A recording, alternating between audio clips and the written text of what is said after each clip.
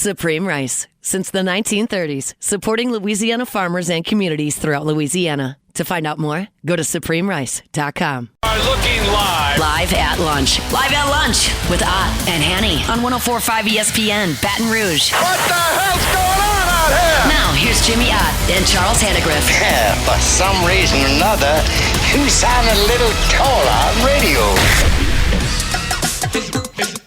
Is it live? Is it live? Is it live? Is it live? From Rufino's on Highland Road, welcome to the Friday edition of Live at Lunch. We call it Lock of the Week Friday, presented by Tex Morris at Edward Jones Investments. Charles Hannegriff along with Richard Dixon, Max Gotro, Jimmy Ott will be with us in the second hour of the show. Got all of our panelists from Las Vegas that come with us every week. We're going to give you lots of picks for the weekend. Hopefully we'll do as well as we have in the last few weeks. Rich, good morning. How are you? Doing good. Okay, it's been a newsy and eventful last 24 hours. Let's see if we can get you caught up. First thing is last night Scott Woodward was basically replaced as athletic director at LSU. Officials today calling it a mutual parting, a joint decision to get out for Woodward to be out there. I want to make sure I get this right. A mutual decision by the board and by the athletic director. Which is a little bit like saying after that boat hit that bridge in Baltimore and the bridge collapsed into the river that the city and the Port Authority said, we're not going to use the bridge anymore. I mean, after Woodward was basically publicly, destroyed early in the week, there really wasn't much chance that he could continue on as AD. It was just a matter of how and when, and the how and when got done last night. So mutual decision is awfully convenient language when it was anything but, in my opinion, okay, it was anything but. Now, once once we got to the part where Brian Kelly was out, Scott Woodward was in trouble. We knew that. The contract, the fact that he hired a football coach that didn't meet expectations, that always puts athletic directors in a bind. The fact that he hired a basketball coach that didn't do anything didn't help either. But it was the football. 99% of this stuff, okay, was that you hire a football coach that doesn't succeed, you're going to pay for that with your job a lot of times, the athletic director. And I understand all of the other things that he did. I wouldn't have fired him today. Yesterday, I wouldn't have fired him this week. If they wanted to part ways with him a little bit further down the line, I would have understood that. I wouldn't have done it right now. I would have kept him on to help with the search. I wouldn't have let him necessarily run the search, okay? But I certainly would have had him here to help with the search. He's run a lot of these things. If nothing else, like I said yesterday, institutional memory, the people he can get on the phone to have candid conversations with, even if he is not leading the search, I would have kept him around for the search. It would have also kept a little bit more continuity. But that became impossible earlier in the week, so I understand why. It's tough for me because, I like Scott. Scott's a good guy, and, he's done a lot of good things. I mean, you look at his history, he's been successful in a lot of hires. And at the time when they hired Brian Kelly, everybody was, pounding his chest saying, look, we went and got this guy. He went and did it again. We got Notre Dame's coach, We got Notre Dame's coach. The problems are, it didn't work out. And that's not on Scott. I mean, not all of it. The contract issues. Okay, you want to talk about where there's some things that got everybody up and worried was the type of contracts, but nobody cares if it works. He couldn't gauge that Brian Kelly wasn't going to be all in. That's something that you hope you can figure out during the vetting process and interview process. But like you said, at the time it was a good hire. But we knew once Kelly was gone and everything I had heard that, it was a matter of time. The only way it becomes mutual, I think after you get trashed like that in the media, do you want to be there? No, at that point, that's where it's mutual. Yes, I'm ready to go. After that, and they can say as they want, but the governor's comments made it impossible for Woodward to continue as athletic director. Okay. So Verge Ausberry, who has been at LSU forever, is the interim athletic director. And there was a press conference about 2 hours ago. This was Board of Supervisors Chair Scott Ballard, board member John Carmouche, and Verge Ausberry were up there. They were very complimentary of Verge and said that he will lead the department and he has full authority to do so. That was from John Carmouche. That includes leading the search for our next head coach and hiring our next head coach. I want to be clear here. John Carmouche said that Verge Ausberry is leading the search for the next head coach and hiring the next head coach. This creates a real issue with the chain of command. It's got nothing to do with Verge, okay? This has to do with the fact that you are asking an interim athletic director to lead a search for a permanent head coach, not knowing if he is going to be the permanent athletic director. So it creates the issue that the football coach is interviewing with an AD that he may not be working with come next football season. No. And the AD that comes in, if it is not Verge permanently, and it may be, I don't know, but if it is not, then the AD has to come in with a coach that has been hired without any input from him.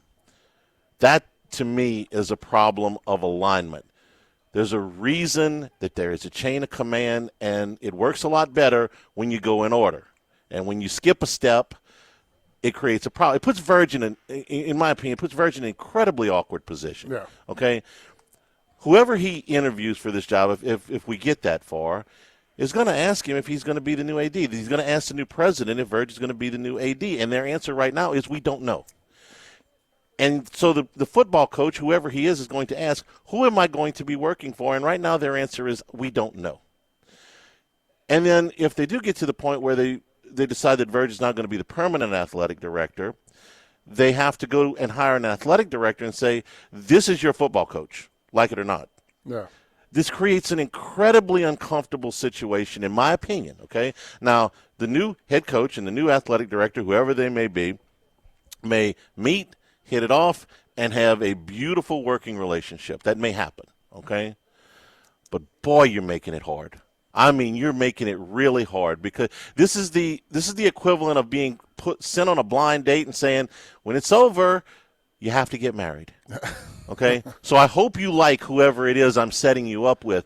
That's the problem. How often is an AD brought in without making with coaches already in place? I mean, Joe Levi. It's not terribly uncommon, but it usually doesn't happen as fast. Yeah. Usually what happens is you have a football coach in place, and then somewhere along the line you make an AD change. Maybe an AD retires. Maybe he gets fired, whatever. Maybe he takes another job at a bigger school. So you bring in an AD with a sitting football coach. That's not all that that's not all that uncommon, but it's not usually in the football coach's first few months on the job. Yeah. So that's my biggest concern with this, is that any football coach is going to want to know who he's working for.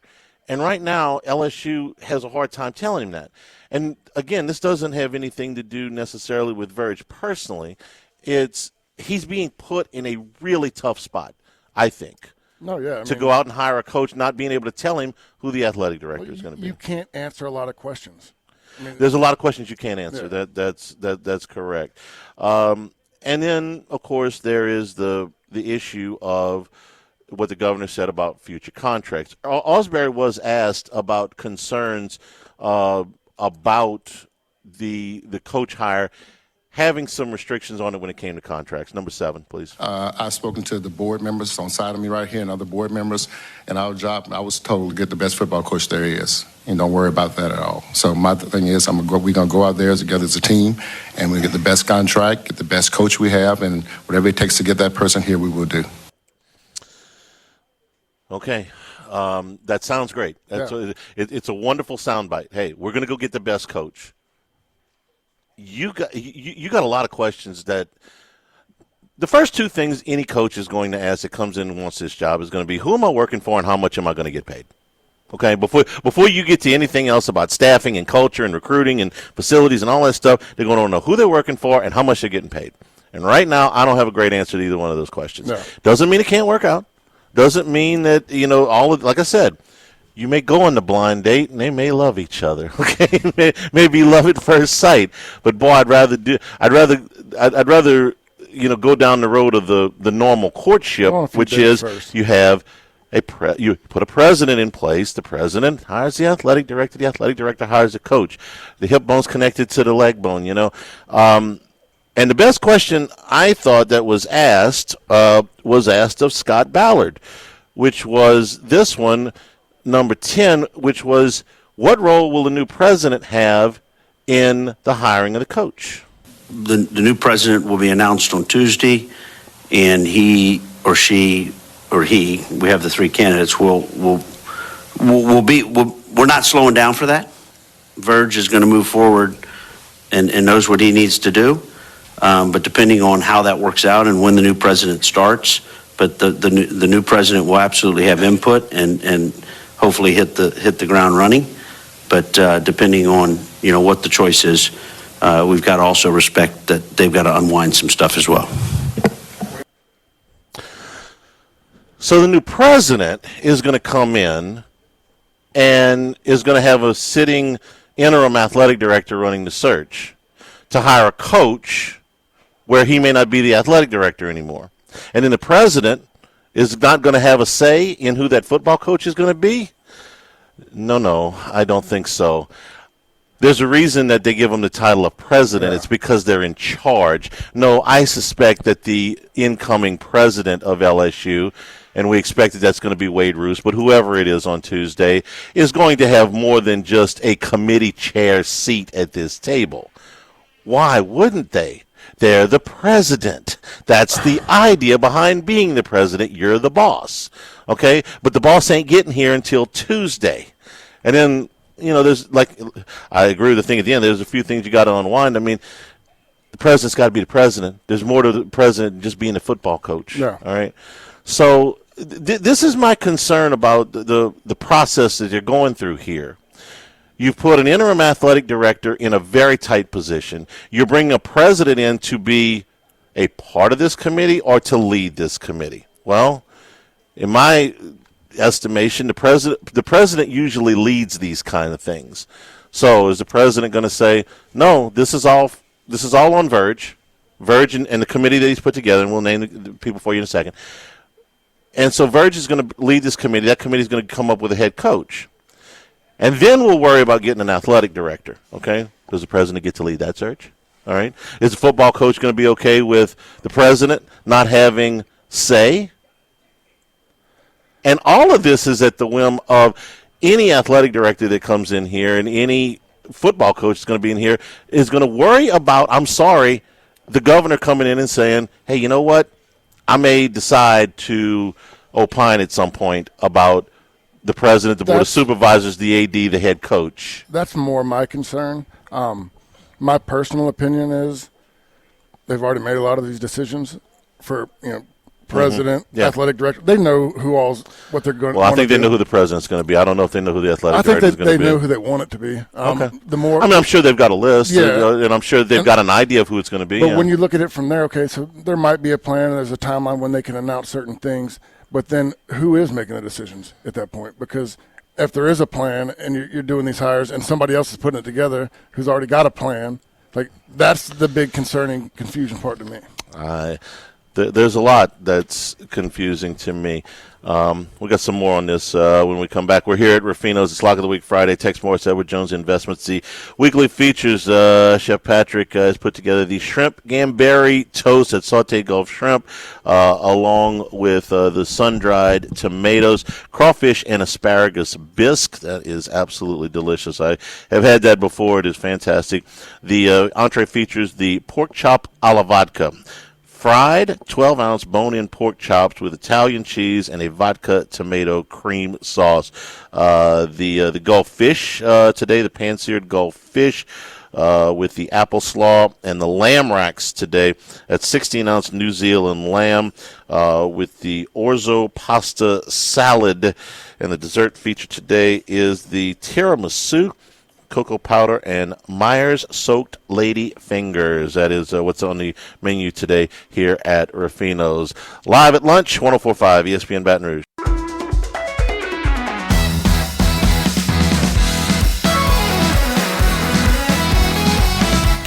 It's Lock of the Week Friday, presented by Tex Morris of Edward Jones Investments. Now, back to Live at Lunch from Ruffino's on Highland Road on 104.5 ESPN Baton Rouge. Remember, the show's available on demand, 1045ESPN.com and LouisianaSports.net. That's brought to you by Supreme Rice and SupremeRice.com, supporting Louisiana farmers since the 1930s. So let's go in order and then try to work through what may happen next. Kim Mulkey's team had a exhibition last night. They won, and after the game, Bob Starkey, lead assistant, went to the press conference and said Coach Mulkey is heartbroken, and that's why she's not here. We haven't yet heard from any other coach on the campus about this. I suspect that's going to change here in the next 72 hours or so. And listen, athletic directors, my experience with them is you either love them or you hate them as a coach. Yeah. Okay, they're either doing what you want them to do, or right, preventing you from doing something. And I can't. So I'm not going to attempt to speak for. That was Starkey's word on Mulkey. I'm not going to attempt to speak for any other coach on the campus, but I do suspect that they all have an opinion about how this is going down. One of the names that's been floated for athletic director is Josh Brooks, who is the athletic director at Georgia. Now, why on earth would the athletic director at Georgia come to LSU to be in the same position, especially given the political climate at this time? Well, he's from Hammond, okay, and he graduated from LSU. He also graduated from Georgia with a master's degree, but he graduated from LSU. So I'm not going to tell you about his candidacy. That's a name that has been floated. There's a couple of in-state ADs whose names would probably be on the list too if they get to that. That's a ways off. They did not act like that was a priority right now. Hiring the coach is the priority and not the athletic director. And I think if we got that clip, Jordan, I think was the number 11, which was, I believe, John Cornbush talking about the emphasis being put on. If I had the right clip here, Jordan, we had to turn this audio around pretty quick. Okay, give me 11, which was the emphasis on the coach and not the AD.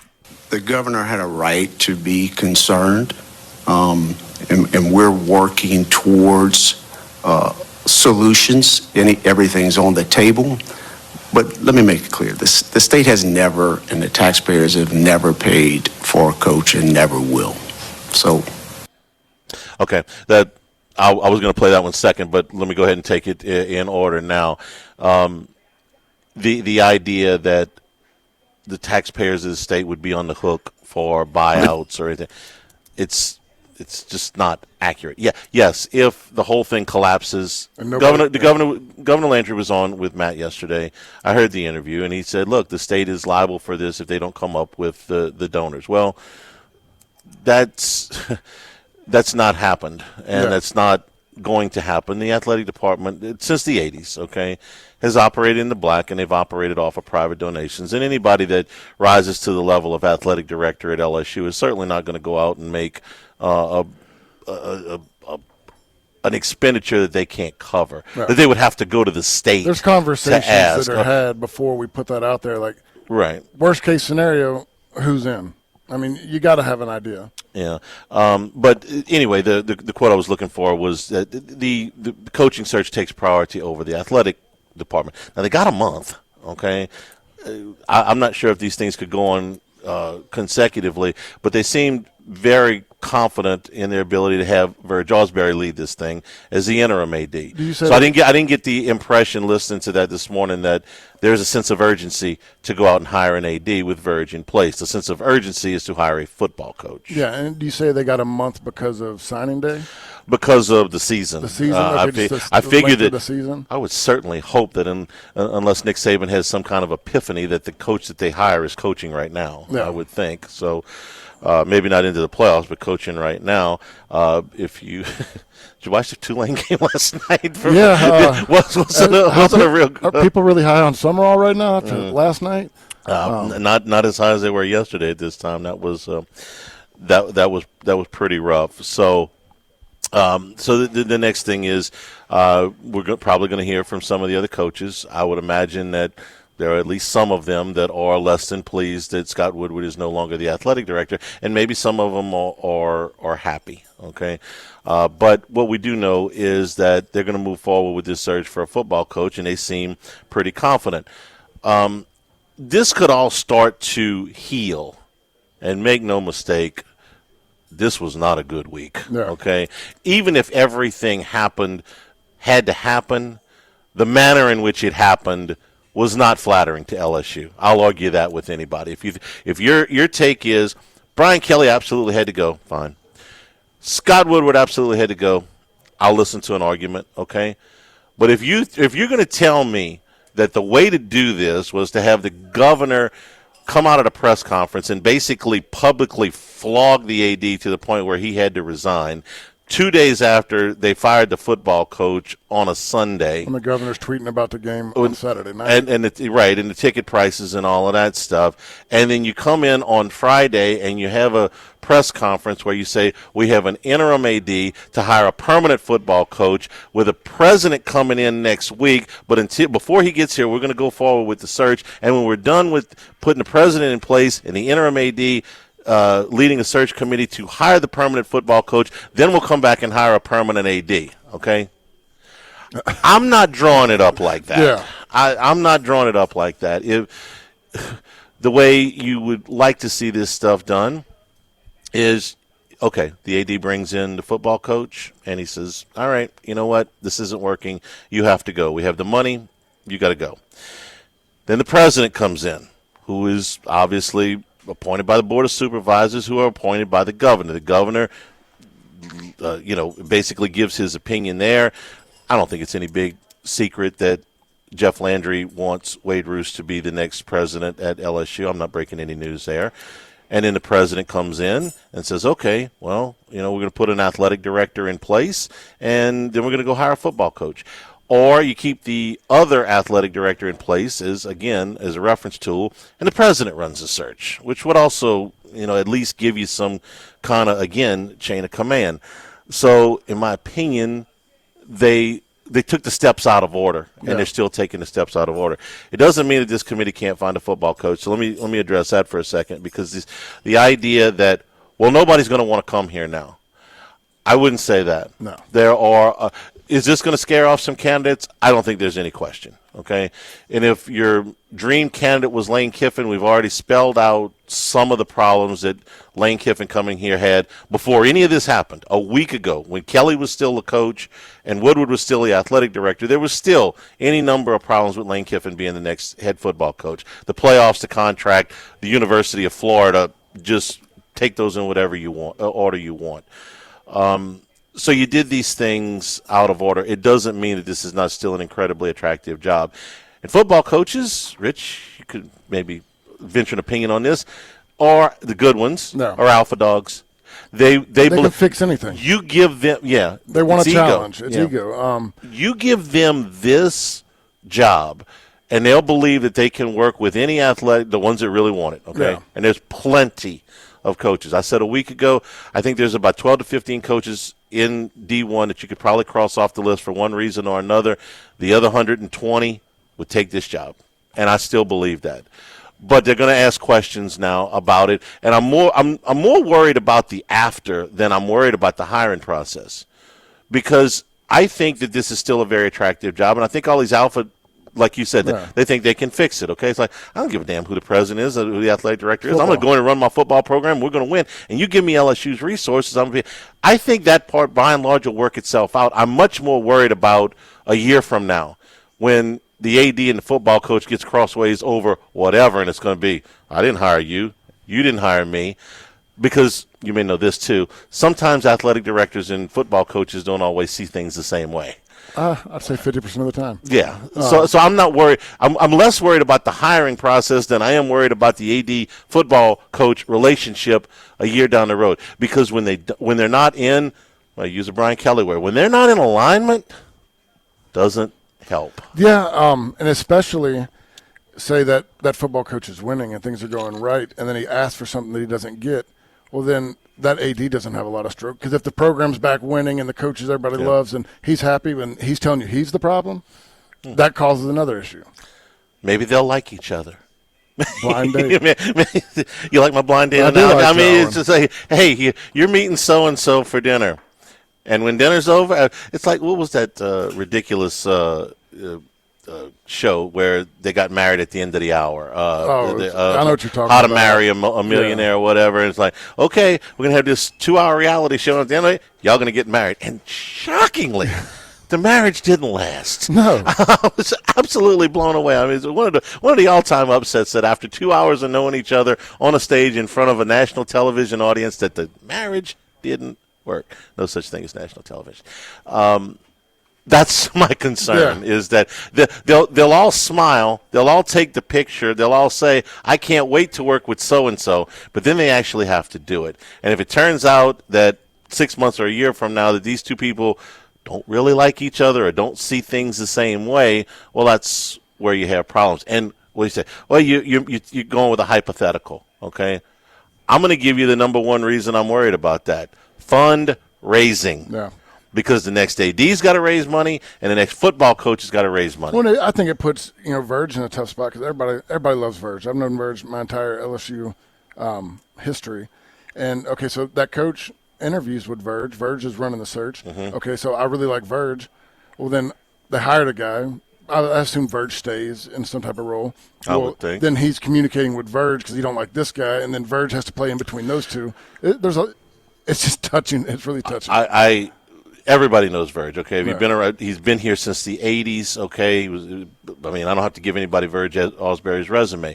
And if he's the permanent AD when all of this is over, then the AD will have hired or at least been in line to hire the coach. But if he's not, you have put him in I'm not without sympathy for the position that they have put Verge Ausberry in today, because they're asking him to lead a committee and they're asking him to go hire a coach in which the contract parameters are at least a little bit sketchy at this point. And to have to tell a coach that he's interviewing to hire, I'm not sure I'm going to be your boss. There's a pretty good chance I won't be your boss. Yeah. And I don't know who's going to be your boss. That's a difficult spot for Verge to be in my opinion. And look, to his credit, he's taken the job. I mean, if last night Verge looked at him and said, "Man, are you nuts? Look what you're asking me to do here," and said, "You know what? I'm just going to wait for the new president, let him run the search." No, Verge took the job, and now he's got to go do this. But I think they put him in a very awkward position. They put him in a tough spot, and luckily for us and people who know LSU and love LSU, they got the two best guys to step in and kind of right the ship for the moment. I mean, you get Verge and Frank. I mean, there's not a lot of more loved people around here, and they can settle it down for a day. But to your point, there's a lot of questions going forward. Yeah. What is it? You remember when we did this show a week ago? Last Friday? Do you remember last Friday? Last Friday was a really long time ago. Uh-huh. Okay. I was in the Georgia World Congress Center when the Les Miles to Michigan story broke. I turned to Gordy Rush, handed him the log of the show, and said, "Throw this away." And we spent the next 3 hours. Gordy got his steps in, okay, as he went back and forth between the Georgia Dome. You were in the hotel. You woke up everybody, okay. he got his steps in going back and forth from the World Congress Center to the Georgia Dome while we did a pregame show trying to figure out just what the bleep was going on with Les. That's what this week has felt like. Yeah. This week has felt like those 3 hours leading up to my damn strong football team. It's the most I've been on the phone calls, text messages, questions that I've ever seen. How the hell did you manage to concentrate on a game? I don't know how anybody did. The entire ballpark was walking around saying, "Is he gone? Is he?" What's gonna Because happen? here's the good news. Y'all won the game. Yeah, we won the championship. We won the whole hoisted a tournament. trophy and everything. Yeah. Got a ring. Well done, young man. We're brought to you by Coastal Capital Advisors. When it comes to retirement, no two situations are the same. Let Coastal Capital Advisors work with you the way they've worked with our family. They'll set up a situation, a plan for your family, no matter where you are in life, no matter what your age is, no matter what your income level is. They'll tailor make a plan that is perfect for you. That lifetime relationship is they'll take you through and make you feel good about it, make you feel very comfortable in the decisions that they're making as you move forward towards retirement. CoastalCapitalADV.com has been perfect. Coastal Capital has been terrific for us, and we urge you to talk with Philip Fontenot, a member of his staff. You can make an appointment at CoastalCapitalADV.com, member FINRA SIPC. Live at lunch from Rufino's 104.5 ESPN Baton Rouge.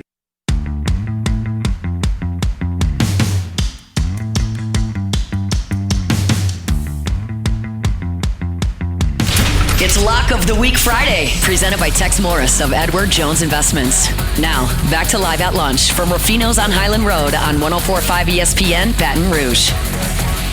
And we are also brought to you by the Morris Insurance Group. Look again if you think your coastal properties or your hunting and fishing camps or your boats, your trailers, your motorcycles, your tractors, your trailers, all your RVs be hard to insure, too expensive to insure. Morris Insurance Group says, look again. We can help you out. Plus auto insurance, homeowners insurance, commercial insurance, and big boy toys. You need insurance, call 201-0007, 225-201-0007, or you can go and get a free quote online, morris-ig.com.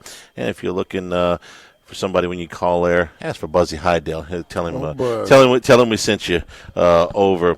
You had an interesting quote from Lane Kiffin, just since we're spitballing here today about candidates and coaching and stuff. Because everybody thinks you got to go throw out this huge number. Or he was on the Pat McAfee show last week, and he was quoted saying, "Just so you know, because if you haven't known me for a very long time, I've never made a decision based off money, nor will I." For a lot of people that are just like, well, money does this and money does that. I've seen too many times in my life where money doesn't buy happiness. So I'm never going to make a decision based off money, nor do I care about it. My agent, Jimmy Sexton, gets really mad at me when I say that. And he's like, we got to get this and we got to get that. And I tell Jimmy, I don't care. He says I do.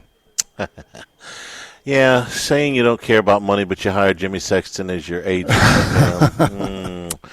That's a little bit conflicting. Lane Kiffin, if he wanted to, could end all of this speculation right now. He could go to Ole Miss. There's an extension on the table. Yeah. Has been for over a week at least. If not longer. That would make him.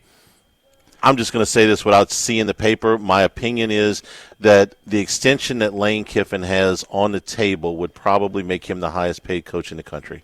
Or if not, very doggone close. I mean, he's at $9 million now. It's not like they would have to give him a 100% raise to get him there.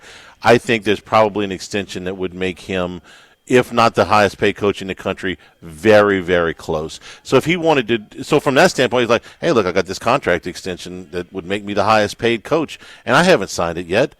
No, because you want more.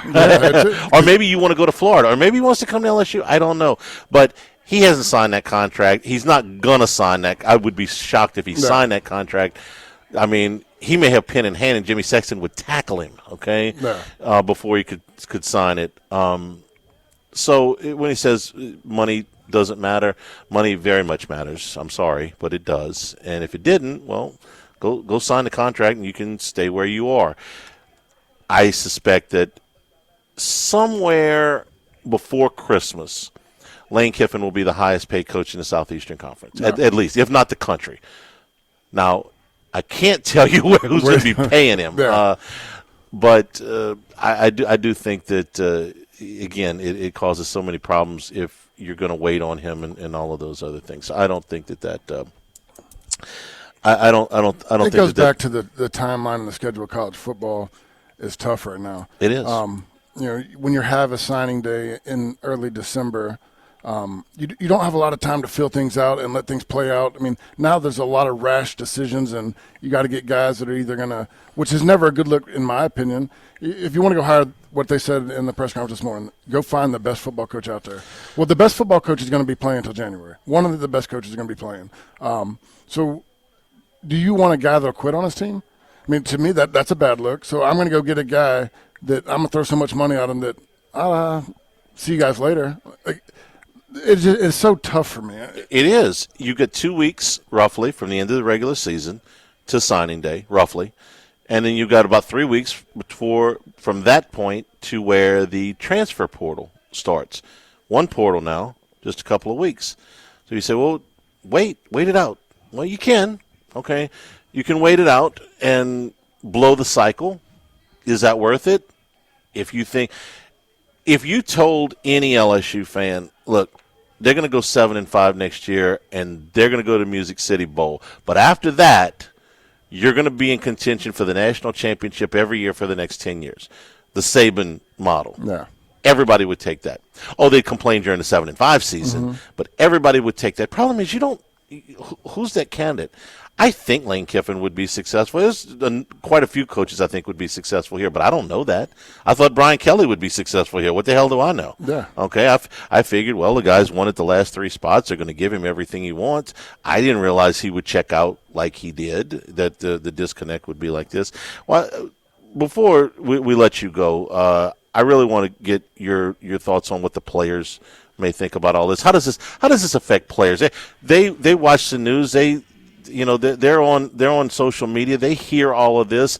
What is it? What is a player thinking right now? What were you guys thinking when you were in the hotel room going, is our coach leaving? Everybody's confused. I mean, it puts a lot of doubt, a lot of uncertainty, because you don't know, and I'm thinking from my experience with the Les Miles news, and then, okay, so he's going to Michigan. Is my coach going with him? Yeah. Am I losing my tight end coach? Am I losing this? So you're really unsure, and it puts a lot of uncomfortable feelings, But right now, it's just tough. I think, it all depends on who you can rally around you.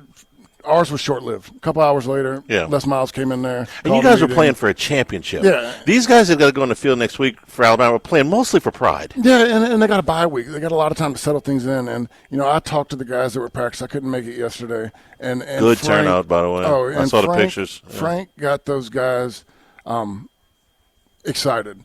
And there was a new energy. He brought back, we were talking with Matt and Jake this morning. He brought back the young guys go, which that was in the bye week when all the older guys sat at the sideline. We watched all the freshmen, sophomores, the Puppy Bowl scrimmage, the Puppy Bowl. Yeah. And they said the most exciting part was there was a couple fights, and that to me, but people always talk about that like, oh, that's undisciplined. When I played, there was a fist fight every day at practice. You want to win. You're not happy when something goes wrong. Those type of things build guys with edges and guys that you can go to battle with. The game is not for the meek. No. you got to go out there. I think that that the most of the time you get an interim boost. Okay, it's if the interim coach knows what he's doing, he comes in and he takes whatever it was that was the most detestable part of the last coach from the player's standpoint. I remember Ogeron's big thing when he took over at USC was he says, man, they took away all the cookies. He said, I gave them all cookies, and they all love me. Okay, well, so whatever this version of chocolate chip cookies is, I think Frank will probably do as good as you can do. Frank here. knows how to rally the troops, get the guys reinvigorated, get the guys excited. Just an attitude standpoint. I'm not talking about on the field coaching. Yeah. I'm just talking about attitude. He's going to put in. There might be some plays that the players like that they didn't think were safe. He said, "Let's go run them, guys. Let's get your opinion. What do you want to run? What do you want to play? And get everybody going the right way. And you're going to at least bring energy back to it." And a fresh set of eyes is not always a bad thing. One of the things he said the other day that caught my attention, talking about Frank Wilson, was, hey, listen, Garrett Nussmeier is our starter, but Michael Van Buren can do some things. I'm paraphrasing here, but it's a different skill set. We've been saying that. We think he can do some things. Well, there's a package, okay? I mean, if they get down to wherever they had their biggest problems, Rich, in the red zone, right? Mm-hmm, in the red zone. Okay, so is there something that Michael Van Buren can do in the red zone that has the quarterback moving around that might get him a touchdown? Yeah, your favorite run play in RPO. Let him go pull it. I mean, we've said that. I've said all Lord along. knows early in nobody's the seen year, it on film. Yeah, and I know I've said it in the post game. I'm like, I think there should be a package for Van Buren. He brings something different to the table. Nussmeier is the better quarterback, but there's always packages. I mean, the quarterbacks don't like it. I get it. But when we won it all, we had a package for Perilou. Right. Flynn was our quarterback, but there were some other things we could do that opened up the offense. And I don't want to make out like Michael Van Buren is Lamar Jackson, okay? Yeah. He is not, by and large, a running quarterback. He was not a running quarterback at Mississippi State. I think he finished with 175 yards rushing. But he is a more mobile quarterback than Nussmeier is, so if there's something you can do there, like I'm saying, don't expect Lamar Jackson, okay? But you can have a package where there's some things that he can do that Nussmeier probably wouldn't be great at. I have a feeling he's going to put some power plays back in the offense. That wouldn't bother me any either. Got defensive lineman ready to go play fullback? I don't care who it Just is. for As a long as little they knock bit. somebody's head off. Hey, it's 4 weeks worth of this. We are brought to you by Louisiana Health and Injury Centers, helping you deal with pain. Dr. Michael Goff and his staff done a great job for our family. So if you've got back pain, you've got muscle soreness, you've got things that are tightening up on you or acting up from old injuries or car accidents, things like that, let them get in and get you to feeling better. They can put you into a program that'll pinpoint your problem areas and get you to feeling better, whether it's a dry needling, electric nerve stimulation, cryo, or ultrasound therapy, any of the many techniques they use to get you to feeling better. They can help you out. Airline Highway, Plank Road, Jefferson Highway near Drusilla. Dr. Michael Goff, Louisiana Health and Injury Centers. Live at Ruffino's, live at lunch, Lock of the Week Friday, presented by Tex Morris at Edward Jones Investments on 104.5 ESPN Baton Rouge.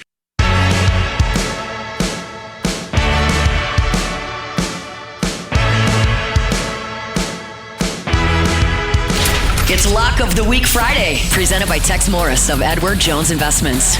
Now, back to Live at Lunch from Ruffino's on Highland Road on 104.5 ESPN Baton Rouge. And we return here at Ruffino's Lock of the Week Friday. Tex Morris, Edward Jones Investments.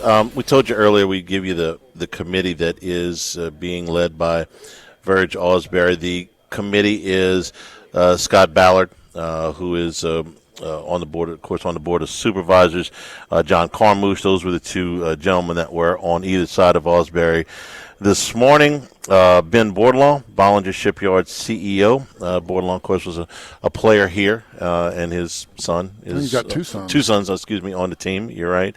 FMOL Health President and CEO E.J. Kuiper is also on this thing, and one more member yet to be named. I'm going to say this again, that member, doesn't it have to be the president? Yeah. Okay. I mean, and won't that president take? The finalist for the presidency, Dr. Robert Robbins, who's the former president at the University of Arizona, James Dalton, who's the executive vice president at the University of Alabama, and the McNeese State president, Wade Roos, who is considered to be the favorite for this. So. And Ballard said that the new president will have input on the hire, and that is my biggest thing at this point. Is I think presidents usually have a lot of input. So would you say that they could be like, hey, we're going to go get the list put together, and we'll have it ready for you to review on Tuesday? Maybe. Yeah. Hopefully. I'm sure they've got a list already. Yeah. It's going through it and going through your vetting process. So hey.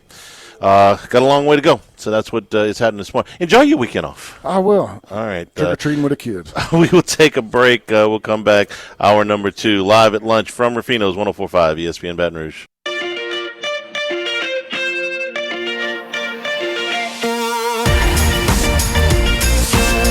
It's Lock of the Week Friday, presented by Tex Morris of Edward Jones Investments. Now, back to Live at Lunch from Ruffino's on Highland Road on 104.5 ESPN Baton Rouge. And return here at Ruffino's. Hi. Hey, I'm Dixon. Good morning. Boy, he doesn't have Ruffins as big a head of Ruffin, but it's pretty big. bigger than my little peanut head. Bigger. He's a bigger dude than me. That's just it. That's true. I love Richard. Yeah. Love Richard. Glad. Look, Charlie, Frank's connected with the players, and now look, ex-players, current players, future players. So I mean, he's been around. Look, I got, and it wasn't from Frank because I didn't talk to Frank. I'm not gonna bother Frank. I mean, Frank got enough on his plate. Yeah. I mean, respect him, trying to make the best of a tough situation. But I received calls this week from who produces more players. And because my dad just passed, and so many of his former players are coaches. I mean, I watched Patrick Surtain. I think, is Norvell gone? He's addressing the media. I'm watching Frank address the media on back-to-back days. I mean, both, at the funeral and at Mott and Harvey and talking to them guys and just – so it's just – and, of course, they're asking Surtain, well, how do you get these guys up, right now? How do you get them up? So what the first word he said? Pride. And he talks about also, hey, they're putting out tape. They want to put – you know what the car practice shirts were? My dad was there. Pride. Mm-hmm. I mean, it's just so. The Lord works in mysterious ways. It's just things reminding me of my dad and whatever. But it all ties in because he played for LSU. He's an ex-player with that, things like that. But New Orleans, the two biggest schools that produce prospects. Who are they? Carr and St. Aug. Bam. Got calls from both of them. We think this is going to improve the recruiting. Now, the recruiting is so much more. How much? Yeah. How much we're going to get? How much? We're going to the highest bidder. But there's still an element of relationships. And phone it in. We didn't know if Kelly was going to phone it in when he came here. So I phoned it. Maybe put on cruise control is maybe a better term. Coasting.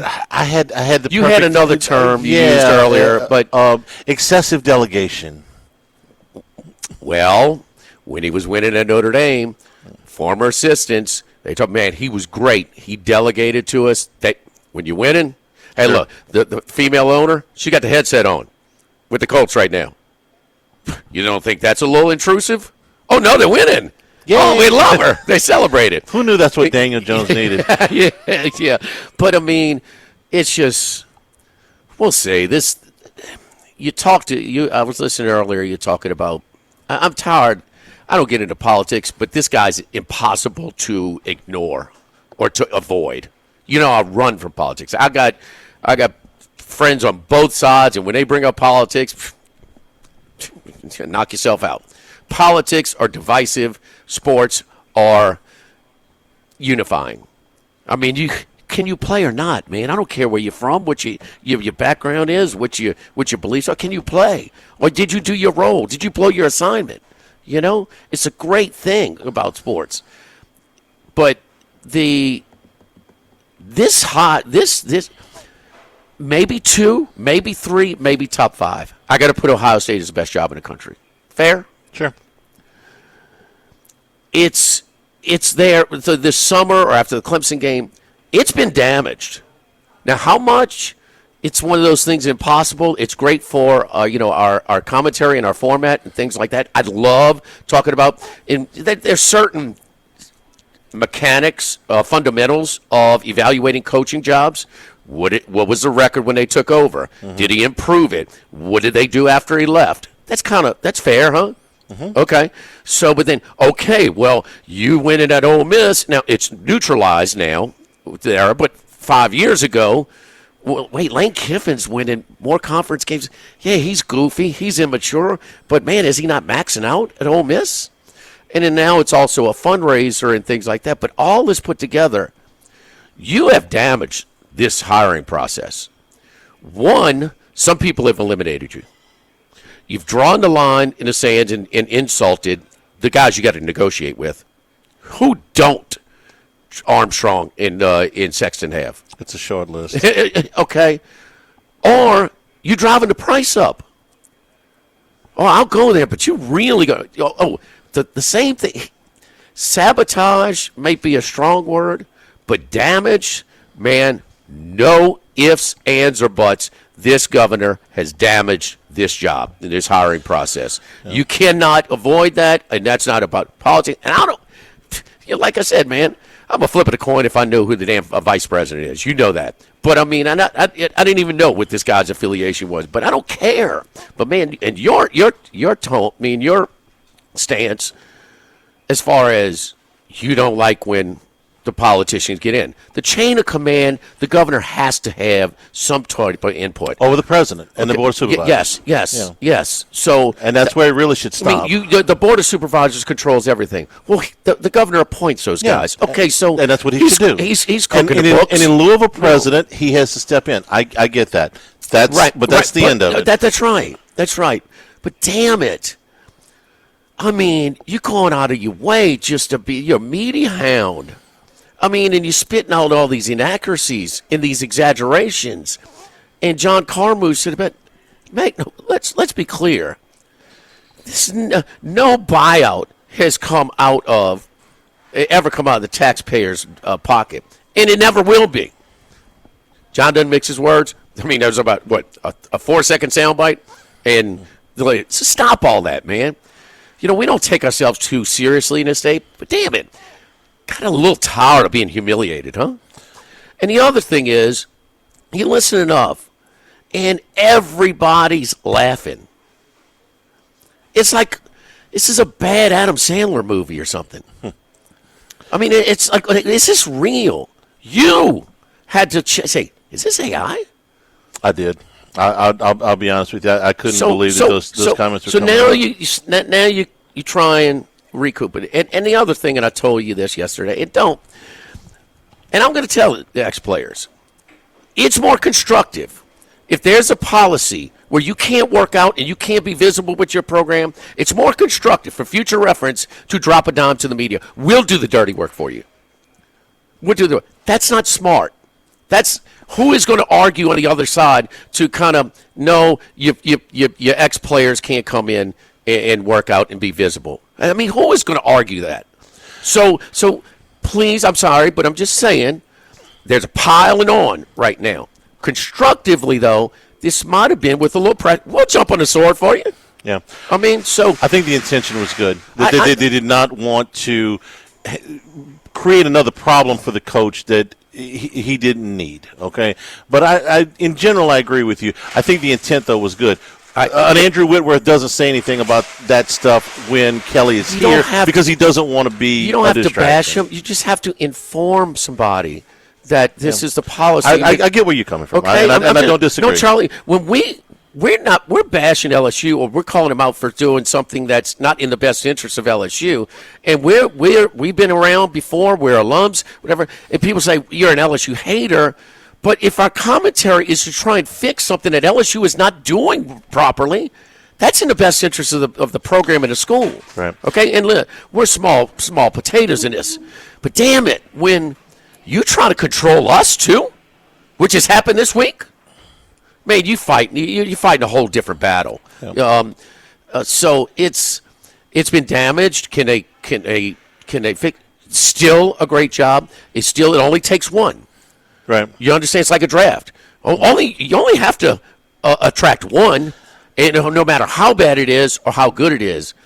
But nobody in this quarter century can say we got 3 straight coaches won national championships here. Right. Nobody can say that. That streak is gone now. Yeah. But it's a lot of this is. And tell me another coaching search, and we love following these things. Okay, tell me another coaching search that has had this type of effect. We laugh at Auburn. We've trumped Auburn. I told somebody this morning, the last 7 days, we've been at this since the early 90s. I've never had 7 days. 2007 in Atlanta. For 3 hours, No, that was a whole day. Because then the whole thing unfolded. I mean, they ended the championship. It's a whole thing. Okay, it was a whole day. But especially the first 3 hours, okay? From the time Herb Street's story broke to my damn strong football team was about 3 hours. Charlie, we were 3 or 4 hours. Improbability the low percentage that Pitt beat West Virginia. It got more bizarre, yeah. I mean, okay, this week has been like that day. And I'm going to say it again. After watching this morning, okay, my biggest concern is not the hiring of the next football coach, okay? Because I actually think that let me explain. I think that Verge and the new president, and I think they will find a qualified head coach to come in here, okay, at some point. You're going to be able to shoot holes in a resume. You can find something wrong with anybody, but I think they're going to find a qualified football coach to come in here when the search is done. My concern is a year from now when that football coach is working for an athletic director who he's not going to know who that is unless Verge is the athletic director. And I know that the toughest thing is when the athletic director and the football coach are at odds. And I'll give you an example, okay? Joe Oliva didn't hire Les Miles, all right? He didn't want Les Miles, and when Les Miles was trying to get John Chavis a contract extension, Joe Oliva did everything he could to prevent that. Okay, the contract was on the desk. They talked about it. They were in Nashville at the Music City Bowl. He finally said, hey, listen, this is my defensive coordinator. I need a contract extension, and you guys won't sign off on it. And they had to go try to play catch-up the day after the game, and by that time, Chavis was gone. All right. Now, whether you think that John Chavis or Les Miles were good coaches or not, I could care less. When the football coach gives a reasonable request to the athletic director, and the athletic director says flat out no, it means that they're not in a line and they're not pulling on the same end of the rope. And I've seen that too many times where the athletic director has an agenda and the football coach has an agenda, and they just don't get along, okay? And when that happens, usually it doesn't go well for the football team. And I'm concerned about that a year from now. They're going to hire a coach, and they're going to hire an AD, and everybody's going to take a picture, and everybody's going to smile, and everybody's going to say the same thing. And a year from now, when it comes down to fundraising, and the athletic director tells the coach or the other way around, hey, we got to go find this money, and they don't agree about it, then that's what concerns me. Good luck finding the next AD who could fundraise like Woody. Okay, well, that's the other thing. That's simply put there. And let's make no comparison. Who cares about LSU more than Woody or the governor? Okay, right. That's a slam dunk. The other thing is, Charlie. Well, did they move a little early on Franklin? That surprised us. It did. Okay, did that AD hire Franklin? No. Did Napier get a little extra chance? One more year? Yeah, that AD did hire also there wasn't a president over there at the time, if you remember the last year. So, yes. I mean, it's way easier. Did Woody move on Orgeron quick? He moved on pretty quick. Yeah. He didn't hire him. October, yeah, sure. Did he hire Will Wade? No. I mean, yes, we're saying the same thing. No, that hurts the job. Yes. No, I mean, a coach is going to ask, who am I working for? I need to, yes, of course. And Verge is in an awkward position because he can't answer that right now. I think they put Verge in a hell of a spot today. I really do. Who else are you going to do? No. I get why he's the right guy to ask to do this, and he's the right guy to put it. But think about what they're asking him. Verge didn't turn it down. He could have. No, right. Okay, and I give him credit for that. All right. Okay? Because he could have said, man, you put me in a no-win situation. I give Verge credit for that. Verge in a tough spot, but he could have turned down taking charge of the hire. And Verge has seen the elephant and watched it die here. Okay, he knows this. And he's a sports guy. Yes, he's a football guy. He's a football guy. Okay, so he's been around Woody enough. So there's not a more qualified guy to handle this at this spot right now. And he's Charlie. He's excited about the opportunity. Is Frank Wilson not excited about a tough situation? Absolutely. Okay. Absolutely. So what interim guy turns it down? They're all tough situations, right? Whether you're interim AD or interim coach. This one is particularly tough, I think. Have you ever seen a coaching hire in college sports or college football that's more damage than this one? We're talking about arguably the second, maybe Texas too. Well, I can make an argument that Texas hadn't had 3 coaches and won a straight national championship. You can make an argument, number 2 in the country. Where is it now? I can come up with a couple of other really terrible situations, but I'd rather not. You going Uptown John? Huh? Uptown John? Uptown John. Summerall. Oh, he didn't help himself last night. I asked you yesterday. How big of an audition was it? I said a little bit. Everything counts. It's just a matter of how much. Shouldn't have given him 523 yards. You think there was a little bit more eyeballs on Uptown John last night than against? Yeah, your buddy Doug Kazarian says, fade the guys whose names come up in coaches searches. Oh, he did? Yeah, he said that. Oh, ahead, Dougie. Yeah. Don't forget over here at Ruffino's, our appetizer features today. So the shrimp gambari toast, sautéed Gulf shrimp with the garlic and basil emulsion, olive tapenade, sun-dried tomatoes, and garlic sourdough. Crawfish and asparagus bisque, creamy crawfish and asparagus broth, Louisiana crawfish tails, and the asparagus tips. Our entree features today the pork chop a la vodka, crispy fried, 12-ounce bone-in pork chop, basil, Italian cheeses, vodka tomato cream sauce, and with capellini. Suggested wine pairing is a Morgan 12 Clones Pinot Noir out of Santa Lucia.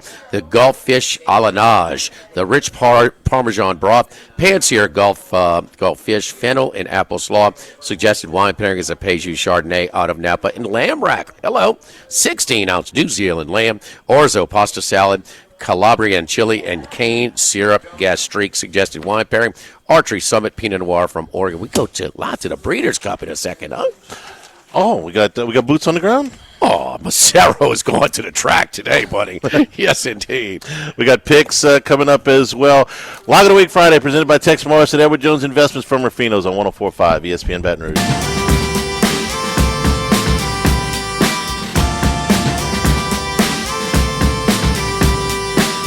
It's Lock of the Week Friday, presented by Tex Morris of Edward Jones Investments. Now, back to Live at Lunch from Ruffino's on Highland Road on 104.5 ESPN Baton Rouge. Oh, Breeders' Cup in Del Mar today and tomorrow. Chris Macero with us right now. He's going to squeeze in his call and head to the track. Where you pregame? You going to Brigantine? You going straight to the track? Complain about the concessions? Where are you going today? I feel like I just left Jimmy O's about 5 minutes ago. But tomorrow, today we're just going to go right to the track, meeting some people 11 o'clock. First post is 11:30, so got to just go straight there. There's no stopping, no pass and go, just right to the track entrance at 11. Well, me and Coop, for opening day, but also I would think for Breeders' Cup. But for some of the best people watching, the LaBerge poolside open air lobby bar and watching them characters check in. That's a group. That's a good group. I like that. Well, we got a good setup today. We got fortunate enough to get some passes into the 17 Hands bar, which has an outdoor patio that overlooks the paddock, and you're on the sun side, and you can shoot in to watch the races between between races. You want to be on the sun side because it gets a little chilly on the front side because there's no sun on the grandstand. So we got a great spot. We'll be in the sun all day. We can watch some of the races on the big screen, check out all the action in the paddock, and as you know, there's plenty of action in the paddock. All right, give me your best two bets today at the track. You got anything for us? Okay, so there's 5 Breeders' Cup races today. That starts in race 6, and we'll go to race 6. It's the Juvenile Turf, 6 races a day, Juvenile Turf Sprint. 5 furlongs. Now, there's 2 euros in here that I really like, the 8 and the 9. The 8 is Havana Anna, it's 6-1. The horse is coming out of Great Britain, and the 9 is True Love, 7-2, an Ireland horse. So those 2 on the outside, and then the top American horse is a filly by the name of Cy-Fair, 6-1, big-time closer. You're going to get What number is that horse? That's the 10. So it's the three of the outside horses, 8, 9, and 10, the 2 euros, and the 10 Cy-Fair is an American. This horse just won at Woodbine. It was the only filly in the field, so it beat all the boys. I think it's the best American shot in this race. So I'm going to play, maybe some exacta box here or a try box, but I'll probably have a win bet on the 10 Cy-Fair. I rather Ortiz at 6-1. That's in the Juvenile Turf Sprint 6 race. Let's go to the 8th race today, Juvenile Phillies Turf, 1 mile. There's a horse in here that says that everyone's saying can't lose by the name of Precise. It's the 13, but that's the problem. It got a terrible post, way out wide, 13 post, tough place to win. This horse is Aidan O'Brien trained, one of the best trainers in the world, coming over from across the seas there. Long shot here to use with the 13.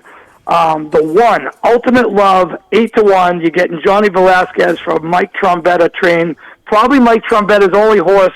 He trains over in Laurel. He's not a huge trainer, but he's got a really nice horse. Ultimate Love should have a nice closing kick if the 13 has trouble from that post. I like the 1 at 8-1. Ultimate Love to pull the upset. All right, all of us, me, you, Max, Charlie, Bruce Marshall, 3-2 last week. Huh? 60%. You're a professional sports bettor. 60% good, Chris? That's pretty good. The only problem is my best bet was Colorado, and we all saw what happened late Saturday night. But they did cover the second half. They should have covered. They came out just short. They covered the second half. They covered the second half, guys. If you had look, I like to take some go against the public. If you had the onions to bet Colorado second half, did I not send you plus 51.5? That's the only text I sent you. All right, Chris, we're up against the clock though. Let's get to your 5-pack this week. Who are we looking at? Okay, I'll go quick here. We got Friday night. Let's go to Coach Bill Belichick. I think he's got this defense turned around. He's in the top 50 at 5.2 yards a play. His last 3 games, he's at 4.7 yards a play, which would put him in the top 25. And last week, he held a really good Virginia offense to only 3.5 yards a play, which would make him number 1 in the country on defense. Obviously, they're not number 1, but now they're facing Syracuse, who's dreadful. In their last 4 games, 3 points versus Duke, 18 versus SMU, 13 versus Pitt, 16 versus Georgia Tech. Haven't even come close to 20 points the last 4 games. They're averaging a dreadful 4.8 yards a play, 112th in the country. I think North Carolina gets this job done. I would lean towards the under 2. I think UNC wins it outright. Let's go to big favorite. Notre Dame minus 28 versus Boston College. Notre Dame, elite offense, 5th in the country yards per play, 39.1 points per game, 6th in the country, putting up 464 yards per game. BC dreadful on defense, 1-7. Only win is versus Fordham, giving up 38 points a game, 126 in the country, 445 yards a game, 120th in the country. Can't stop the run, can't stop the pass. Notre Dame in a blowout. Let me give you 2.5, by the way, with North Carolina at DraftKings Sportsbook at the Queen, where we'll be this football Sunday. All right, Notre Dame minus 28. Who's next? We got Duke here. I got some inside information that if Klubnik plays, he's going to be very hampered. The ankle is a terrible ankle sprain. At first I heard he wasn't going to play. Then I heard he was going to dress, might play, not be playing a lot. Then I'm hearing if he does play, zero mobility. And I don't like this Duke. I don't like this Clemson offense, even if he does play. I mean, they don't put up a lot of points. They're not a great offense. Their big wins are against North Carolina and Boston College when they put up 38 and 41 respectively. So I don't really like the Clemson team. They've been a disappointment all year. I just like the way Duke is. They've had these crazy losses. They outgained Georgia Tech by 70 yards, 26 first downs to 21. The fumble 6 at the 1 yard line, return 95 yards was the difference in the game. I like Duke off a bye. I think they win outright at Clemson. Duke plus 3.5. They owe me money for that Georgia Tech crap. Next. All right, let's go to Cincinnati. This line makes no sense to me. Maybe I'm making a big mistake again going against Utah. But I don't like the Utah team. Yeah, they beat Colorado last week. Colorado wasn't even trying. We ran down the teams they beat last week. UCLA, Cal Poly, Wyoming, West Virginia, and ASU, both without quarterbacks. And Colorado, they're going up against an elite Cincinnati team, 7-1. They're one underthrown pass in the first week against Nebraska from being 8-0. I have them at 2,000 to 1 to win the national championship. This is a big game for me. I'm hoping Cincinnati can squeeze by. I can't believe they're getting 10 points. Like I mentioned, elite offense, averaging 6.8 yards a play. It's top 10 in the country. I like Cincinnati to hang around, and I think they can beat this Utah team that I think is drastically overrated. Sorsby, 20 straight TDs without an interception after throwing the first one at that last drive and that opener again at Arrowhead against Nebraska. He's also rushed for 8 TDs with his legs. I don't know why he's not a better candidate for the Heisman. He's still at like 40 to 1. I got him at 125 to 1 3 weeks ago. The guy's done nothing wrong. I feel like if he was on a different team with a different uniform, he'd be getting a lot more hype. But what can you do? It is what it is. He's having a great year. Cincinnati's having a great year, and I think they can go in there and hang tight against an overrated Utah team. And real quick, if he was playing an hour and a half away at Ohio State with those numbers, yes, he would be the favorite at that point. All right, your last one, Chris. I'm going to go to Florida. I played at +8. I know we're at +7 now, but I like the fact that the interim coach, Billy Gonzalez, was the wide receiver coach. And what have they been in trouble with all year, Florida, is actually scoring the football. Only 17 points per game, 124th out of 136 teams. So you got to figure the wide receiver coach is going to have a few tricks up his sleeve. And, the defense has been solid all year, 23.3 points a game, giving up only 3.8 yards per rush, very high up there for the metrics on defense. And I know you can throw the ball in Georgia. We've seen it all year. So let's just think that Billy Gonzalez has a couple tricks up his sleeve offensively, wide receiver coach. Maybe they got a few different plays in there that they haven't been using this year. They've had trouble scoring, but a defensive Georgia that's not the same as it used to be, for all these years. It's been a rough and tumble defense. You can move the ball against this Georgia D, and I think Florida will pull it off. And, +7, +8. They should be able to hang around against this Georgia team. So I like the Gators +7. This Georgia Bulldog three-game ATS streak is living on borrowed time. Half a point against Kentucky they cover by. The refs on their side with the Auburn game. And then Ole Miss, how did they not cover that game? 5 straight long touchdown drives to start the game by Ole Miss. That doesn't happen against a Kirby Smart defense. They're not quite the good roster that they've been.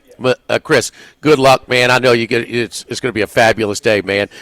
Hey, send me over. Share a pick with us. I mean, whatever. I mean, I'm sure you'll bitch about a bad beat somewhere along the way. He's already complaining about you want a horse racing pick, or you want a pick of the talent in the paddock? Which one would you like? Which one? I want the exacta. I want it cold. Have fun, Chris. All right, thanks, guys. Talk to you soon. All right. Don't forget our friends at Legacy Title, Chad Reynolds and Legacy Title, Ashley Donald, Mariana Haynes, Adrian Galata, Michael Platt, Natalie and Bradford Smith. Buying, building, refinancing. Nobody chooses but you. Choose Chad Reynolds, Legacy Title, 2960060. Lock of the Week Friday, presented by Tex Morris. Edward Jones Investments from Rufino's on 104.5 ESPN Baton Rouge. It's Lock of the Week Friday, presented by Tex Morris of Edward Jones Investments. Now, back to Live at Lunch from Rufino's on Highland Road on 104.5 ESPN Baton Rouge. Jimmy, Charlie, and Troy. 3 best buddies sitting around talking sports bets. Let's welcome in Troy Macker from Bet Rivers. Blowing and going, Troy, so we are a little bit up against the clock today, but watching the 10 on Wednesday, a little split opinion on USC and Nebraska. USC, even the one game they won, the road game they won in a conference outside the state of California, they didn't cover at Purdue. And we know about the outright losses for last year and another one this year. But at that line, I like Nebraska. Troy, your thoughts? Yeah, we just finished recording an episode, and this is a game that I couldn't figure out due to how people are betting on it. We were taking a lot of money and tickets on Nebraska to win, but a lot of tickets on USC and money on USC to cover. USC is -5.5. I think if we're going to back Nebraska, I would honestly just back them on the money line at +180. You give up the potential for a close game, but USC's defense hasn't been elite. And certainly the one road loss to Illinois was at the gun on a field goal. The other one was, at 10 points, but could have been more at Notre Dame. This night game is going to be raucous in Nebraska. So I'm kind of very confused on how to bet. I think this will be the best Big Ten game of the weekend. But if you were going to back Nebraska, I would say forget the point and just back them to win, because I do think they can win. And you're going to get far better value at +180 than you would giving them +5.5 points. Maeva, though, is one of the big things. I mean, number 1 in the country, yards per attempt. He was going into the Notre Dame game, but in Notre Dame is kind of one of those Big Ten geographical road trips. Mm-hmm. And he had multiple interceptions there. His numbers on the road, not nearly what they are at home. Yeah. It's tough because the last 2 road games they played were both earlier in the day. I think the Notre Dame game was like mid-afternoon maybe. He was a dark horse contender for me for the Heisman. He's sitting around like 50-1, so he's out of it. I just think Nebraska, it's a volatile team. It's mercurial. They can be very good, but they can also lay eggs. I just think, there's a little bit less distraction. Matt Rule getting the contract. I've been a big fan of USC this year. I think they're a sleeper team. They're probably going to finish, right at the top of the second tier in the Big Ten. They're certainly not Indiana or Ohio State or Oregon, but I think they're the next best team past those 3 teams. So, but I still would probably just take Nebraska at home. It's going to be a spooky night, and I just think when you leave the friendly confines of California and have to, go east to just a wind tunnel in Nebraska at night, 90,000 people there, it's going to be tricky. And I think there's just value on taking the Nebraska to win outright at home. All right. What's back when they set the schedule, and Fox is paying the most money, they have a few that they lock down before they open up to NBC, and help me out, the other partner that they have, Charles. CBS, yes, CBS. But this is a big one. Penn State and Ohio State, 20.5. Listen, I know that Ohio State, number one in the country, defense have been great. Less than 6 points a game. But any chance, any thoughts on the panel for you guys show that Penn State could kind of compete in this one? Well, so 20.5, it's 21.5, anywhere between 20 and 21.5, a lot of points. That Ohio State hasn't been blowing people out, save Grambling State. That doesn't really count. They're decidedly winning games. 30-6. They're not letting the other team score. I would take the under in this game definitely. But for me, it comes down to two trends. Penn State has covered the spread just once this year. They're one of the worst teams against the spread in the country, and Ohio State is the best team against the spread in the country. That's all I need to know. I think Ohio State, and this is a very accurate number, I think. If it was at 24, I'd maybe have different thoughts, but right between 20 and 21, I think this is the perfect number. The book got it right, but I still am taking Ohio State, even though their offense isn't super electric. Their defense is amazing, and Stan has come along, and I think, they'll win this 30-6 with the cover. All right, Troy, any other unusual activity in college, the public betting for the weekend? Yeah, a lot of people back in Oklahoma +3 at Tennessee. Oklahoma's good.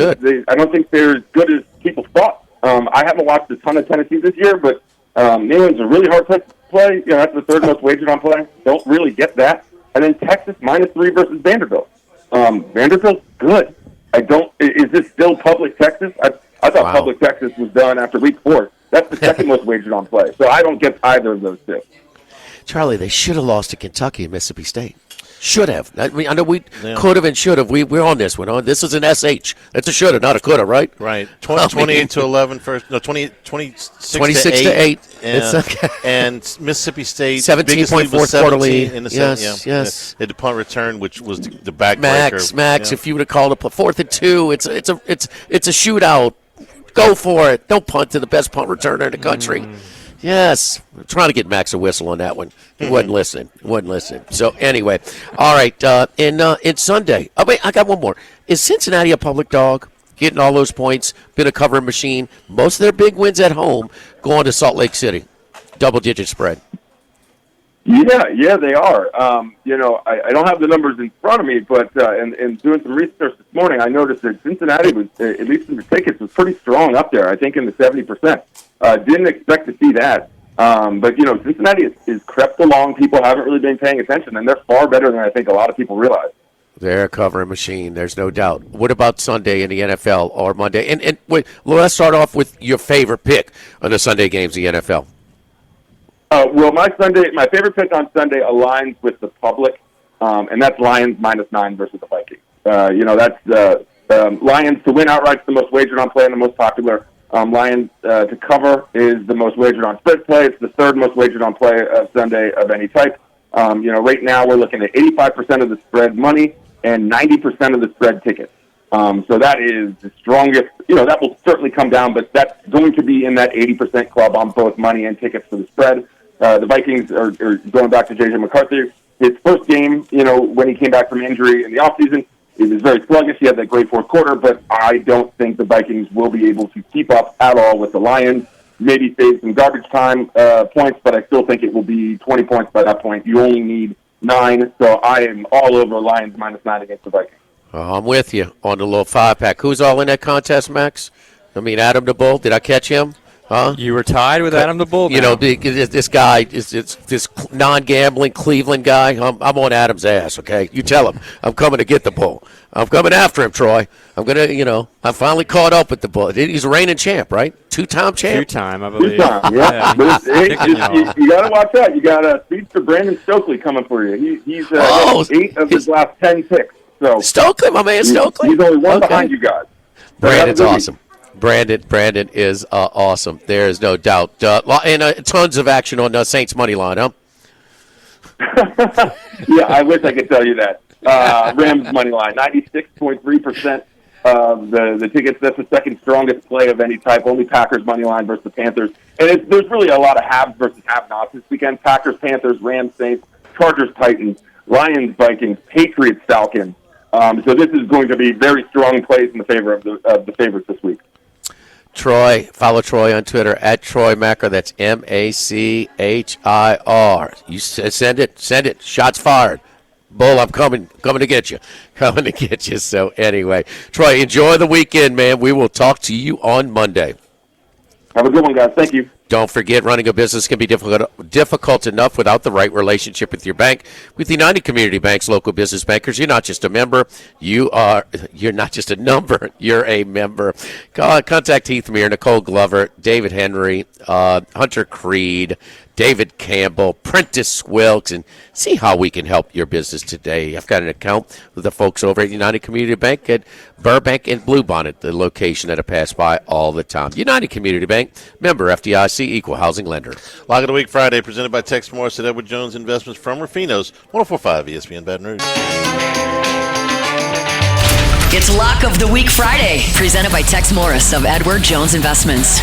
Now, back to Live at Lunch from Rufino's on Highland Road on 104.5 ESPN Baton Rouge. Charlie? Yes. Okay. The Breeders' Cup. Yeah. Well, this guy's a Del Mar traveling partner, but he's not in Del Mar. So we'll be watching it at Casa de Yacht a little bit later with the Green Egg, brought to you by Thibodeau Store, the LaRose Store, the Lockport Store, and the Pierre Park Store, Charlie. That's nice. Yes. Well done. This guy got hardware. Yeah, Eclipse Award winning Michael Baychuk. I apologize. But I have to ask, I'm sorry, it's in your blood. Your father was on the Board of Supervisors. 30 to 45 seconds, keep it clean on what's happening with LSU. I'm going to spit up my water. You want my lock of the week on LSU? Is that what Yes. My lock of the week on LSU is that Jeff Landry, the little man in the big mansion, has set back LSU, not only sports, but LSU University by a decade or more. I mean, we're the laughing stock of the country. We've lost our president. We've lost our medical school chair. We've lost our athletic director, head football coach, all because they don't agree with the politics that the little man with the low IQ in the mansion has. That's my lock of the week. All right, let's get to the Breeders' Cup. Like in the fourth. yeah, what about the distaff? Okay. I asked. I respect your historical perspective, and I respect you. You care about the school. We do too. Well, I do. Of course, I'm a graduate. I mean, as you know, yes. I talked to you about, the Board of Supervisors has always basically picked the coach. I mean, that's just how it is. When my dad was chair, I remember them entertaining Sam Ratigliano in the back room at Phil's. They were interviewing. It was not a formal interview process, but it was that's who the guys who were in the back room, Joe Dean and my dad and some other fellas, Charlie Cusimano, that's who they wanted to talk to, and that's who they talked to. And that's just that goes with the territory, but to get rid of a successful, maybe one of the most successful athletic directors in the last 10 years in the country, because the football coach was a bad football coach and he made a bad hire and one mistake. It's kind of like throwing out the baby with the bathwater. I'm not sure that's the way to go, but. Well, the only problem with Ratigliano was that Rucker, Newsom, and Mike Phipps weren't part of the deal. So. There was a lot of problems, I think, with Sam Ratigliano. I don't even know who they end up hiring at that point, to be honest. But, we up. Was that Ryan? They had Mike Archer. Archer. Yeah. All right, Michael. Let's get to it because we're up against the clock. Hard break at the top of the hour. Who we got? Okay, so in the Breeders' Cup Classic, it's you lost the marquee player, Sovereignty, who could have won the Triple Crown this year. 3-year-old is beating everybody, and so kind of it throws it into like looking for the best value. I mean, the next best horse is Journalism, who he's beaten a couple times, but there's no Sovereignty. You have the older horse Fierceness. You have Sierra Leone, who just who won last year. It's a really, really competitive race. I'm going to go with the wild card, and as you know, I like a lot of value. I'm going to go with Mindframe, kind of the other Mike Rapoli, Todd Pletcher horse, who has really done almost nothing wrong. He's run first or second in every one of his races, and he got taken out in the Jockey Club Gold Cup in a unfortunate incident, lost his rider. But I just really think that the price on Mindframe is going to be right, and there's really very little difference between him and any of the other, marquee horses. So that's where I'm going to probably go, and I'm going to leave my Japanese horse. My Japanese horse who I've bet and picked in every Jimmy Ott, Charlie Hanney segment, Forever Young. He's probably going to beat me tomorrow, but I just can't follow him one more time. Was it Mindframe that lost to Sierra Leone and the Travers? Was that right, or was it Forever Young? I don't remember. No, he lost. He lost in the Belmont last year by half a length. He lost in the. That's really all the other. Who did Sierra Leone beat in the Travers? I'm getting them mixed up. Sierra Leone lost in the Travers last year to Fierceness and Torpedo Anna. Okay. But this year he came back and won the Whitney, but then lost to Antiquarian in the Jockey Club Gold Cup in a race that was again. Yeah, Mindframe Classic. Anything else today or tomorrow? I like a horse a lot today in the 8th race. I like Switch in Love, and this is the Breeders' Cup Juvenile Phillies Turf. Yeah, Switch in Love, 20-1. A Japanese horse has really done nothing wrong. I think this horse has a lot of class and has been working probably as one of the best horses working at the track in the last week, according to the people that are on track. So at 20-1, I'll take a Japanese horse with a trainer that I think has won a couple Breeders' Cup races at 20-1. All right, Switch in Love, the number 6 horse, race 8 today, morning line 20-1. All right, anything else? Tomorrow in the turf, which I think the turf might even follow the classic. They got the classic in the middle of the card. I like a French horse, Salon, on the turf, going 1.5 miles. Should be a pretty good price, 5 or 6 to 1. Just a 3-year-old who's getting much better as the year goes on, and probably peaking at the right time. So Salon tomorrow, Switch in Love today. What number is that? Oh, I'd have to search for that in just a second. Whoever Salon is. Salon, the Saturday in the turf race. All right. Next time. Hey, look, if you're going to ask, I'm going to tell. So, Charlie, don't ask me about LSU. I haven't. Yes, I guess give us a strong opinion. You'll be getting a call for requesting a retraction soon, so it's kind of a common sense. So thank you, brother. Good luck to you this weekend. All right, good luck. Good luck, All right, Charlie. Here at Ruffino's Live at Lunch, Bruce Marshall with us in the next hour, plus my picks, Jimmy's picks, Max's picks, all here at Ruffino's. Come by and see us. Restaurant is open for lunch. Live at Lunch here, Highland Road at Ruffino's 104.5 ESPN Baton Rouge. It's Lock of the Week Friday, presented by Tex Morris of Edward Jones Investments. Now, back to Live at Lunch from Ruffino's on Highland Road on 104.5 ESPN Baton Rouge. He's out there somewhere in the world. Maybe even your local sports book. Can anybody help us? Let's bring in Bruce Marshall. Brucey, your turn. Your thoughts on what's going on at LSU? Well, I want to know first if Governor Landry is allowing me to speak on the show, and if that's okay. I had a dream. A call from his office. I had a dream. Huey Long came to me in the dream last night, and he was chasing me down the street, so I'm a little worried about that. I don't know. Scott Woodward out. This is, I don't know if I want to say it's unprecedented, but I can't think of a major politician getting as involved. I guess they have in the past, but this is privately. Just, so publicly like that. It really just blew up immediately here. And in that regard, it's sort of unprecedented. I wasn't shocked that, after the Texas A&M game that they made a change. Just the way that loss happened. If they lost the game 27-24 in the last second, it might have been a little bit different. But, the way they lost the game like that, it really just sort of paved the way. Where do you go from here? Everybody's talking about Lane Kiffin. I don't know if he's going to leave Ole Miss. just because from what I hear, he's very happy there. He's got, well, his ex-wife is there. I'm not sure that's a reason to stay, but his kids from the first marriage are there.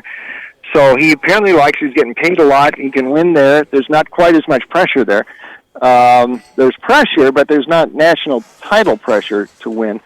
So I'm not sure that's it. But, I mean, LSU might as well shoot for the top here. I mean, it's a job where you can win national titles, and that's where they expect to go. So I'm sure that's who they'll ask first, and then they'll see who else Jimmy Sexton's got in his Rolodex there, Eli Drinkwitz. So, Florida could be a possibility for him, and I guess for Lane, too. Lots to happen, but you know what? I don't think this carousel's stopped spinning yet, not by a long shot, including the SEC. There may be a few more jobs opening up in the SEC, so the fun has just begun. And, with coaches jump from job to job to, start that chain reaction, kind of like when, Washington, DeBoer leaves there, Fish goes to Washington, Brennan goes to Arizona. So you got that little chain of command too.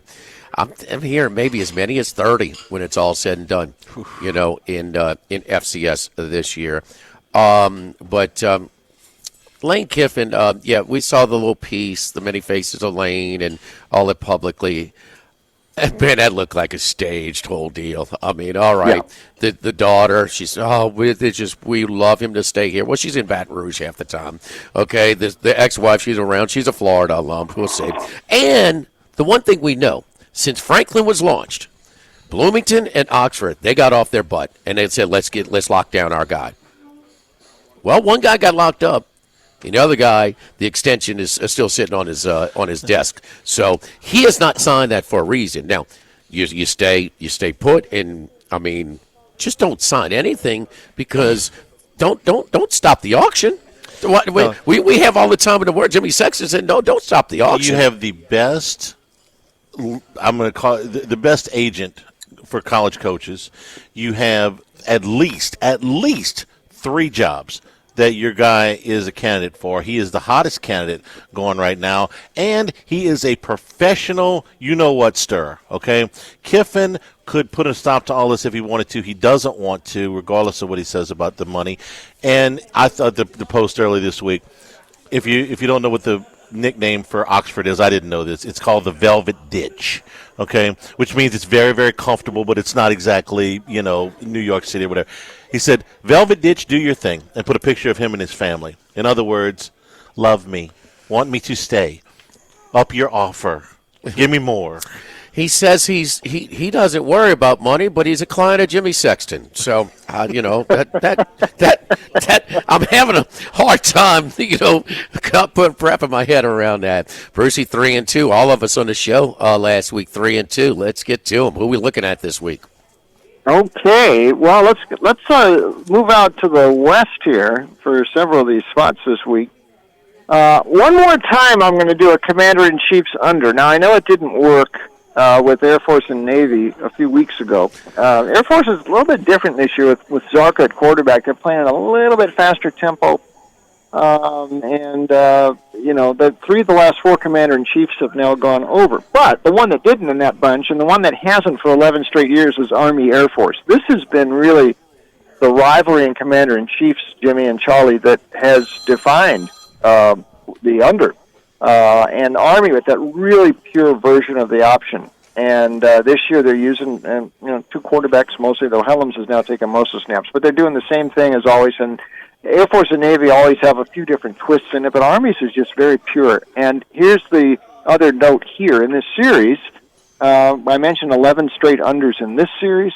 It's 46-14-1 now to the under in Commander-in-Chiefs the last 20-plus years. The last 8 years in this series, guys, no team has scored more than 21 points. And Zarka or not, I'm going to stick with the series trends here. And one more under. And the total is up there close to 50 this week. I saw like 49's the last 48.5 right now.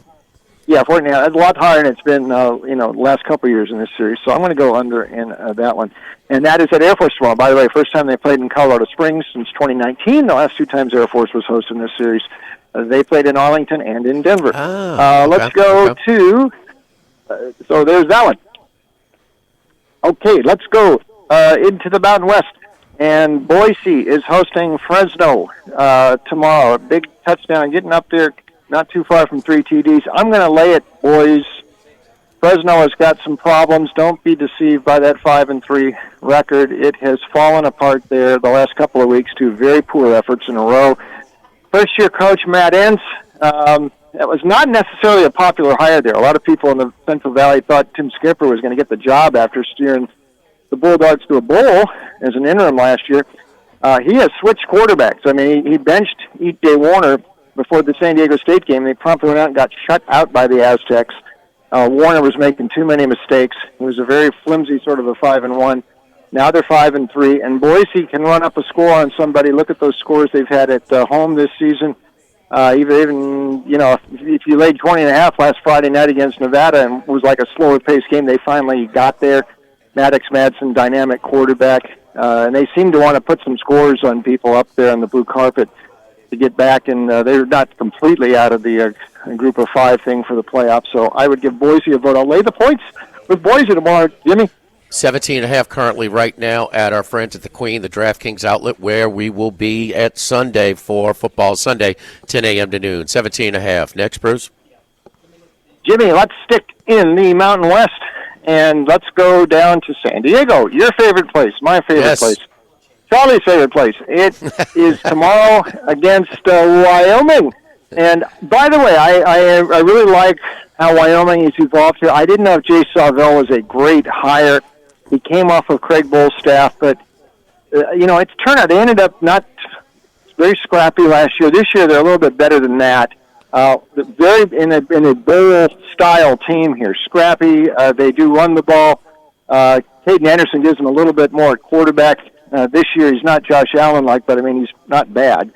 So they're hanging in there. They've won like 3 in a row, 28-0 over CSU, their rival. Nice last week. But look at San Diego State, what they're doing. And here is a mistake that I made and many handicappers make.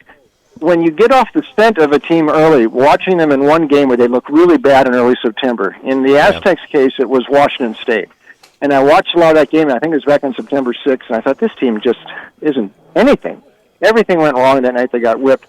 Well, since then, they have been going on a General Sherman-like march through their schedule. They now have 3 shutouts on the season. They rank second nationally in scoring defense. They rank 9th in total defense. They're not really using the old Rocky Long 3-3-5 stack either. Since Lewis came in, they've kind of changed things up. But they are playing as well as any Rocky Long defense played in years past. And Denegal, the transfer quarterback from Michigan, who is a California product, is giving them more at quarterback than they've had the last couple of years, and it was really a problem for the Aztecs. But he's steady, he can make plays at times, and they are just, look at these scores. Their average win margin in the Mountain West is 26 per game. I actually think this is the team that might make the playoff from the group of 5. Wow. San Diego State, I'm laying it. That is not a bad price tomorrow against Wyoming. Down at Snapdragon. Snapdragon, where I watched Wrexham play with my son again in an exhibition. Riveting. Did you say rectum? Wrexham, right? Okay. Isn't it Wrexham, Max? Wrexham currently 16th in the championship, the English championship. Thank you. That's a better name. Bruce, you know who Wrexham is. Come on, Charlie, get up to speed. They're owned by those Hollywood guys, and they've moved up. I remember when you went to, you asked me for directions to Snapdragon when you were at Delmar a couple years ago. Hot offensive coordinator, probably passed up Uptown John last night, in San Antonio. All right, let's move on. San Diego State. San Diego State minus the Wazoo game, holding their opponents to less than 10 points a game. This is 10.5 here? Yeah, 10.5 at the Queen. All right, next, Bruce. Jimmy, speaking of Washington State, let's go there. And no, this is not the NFC West. This is what is the Pac-12 now, and 2 games with Oregon State in November. It's not the Raiders and the Broncos. It's the Washington State, Oregon State, and that's because of the funky scheduling in this 2-year sort of hiatus.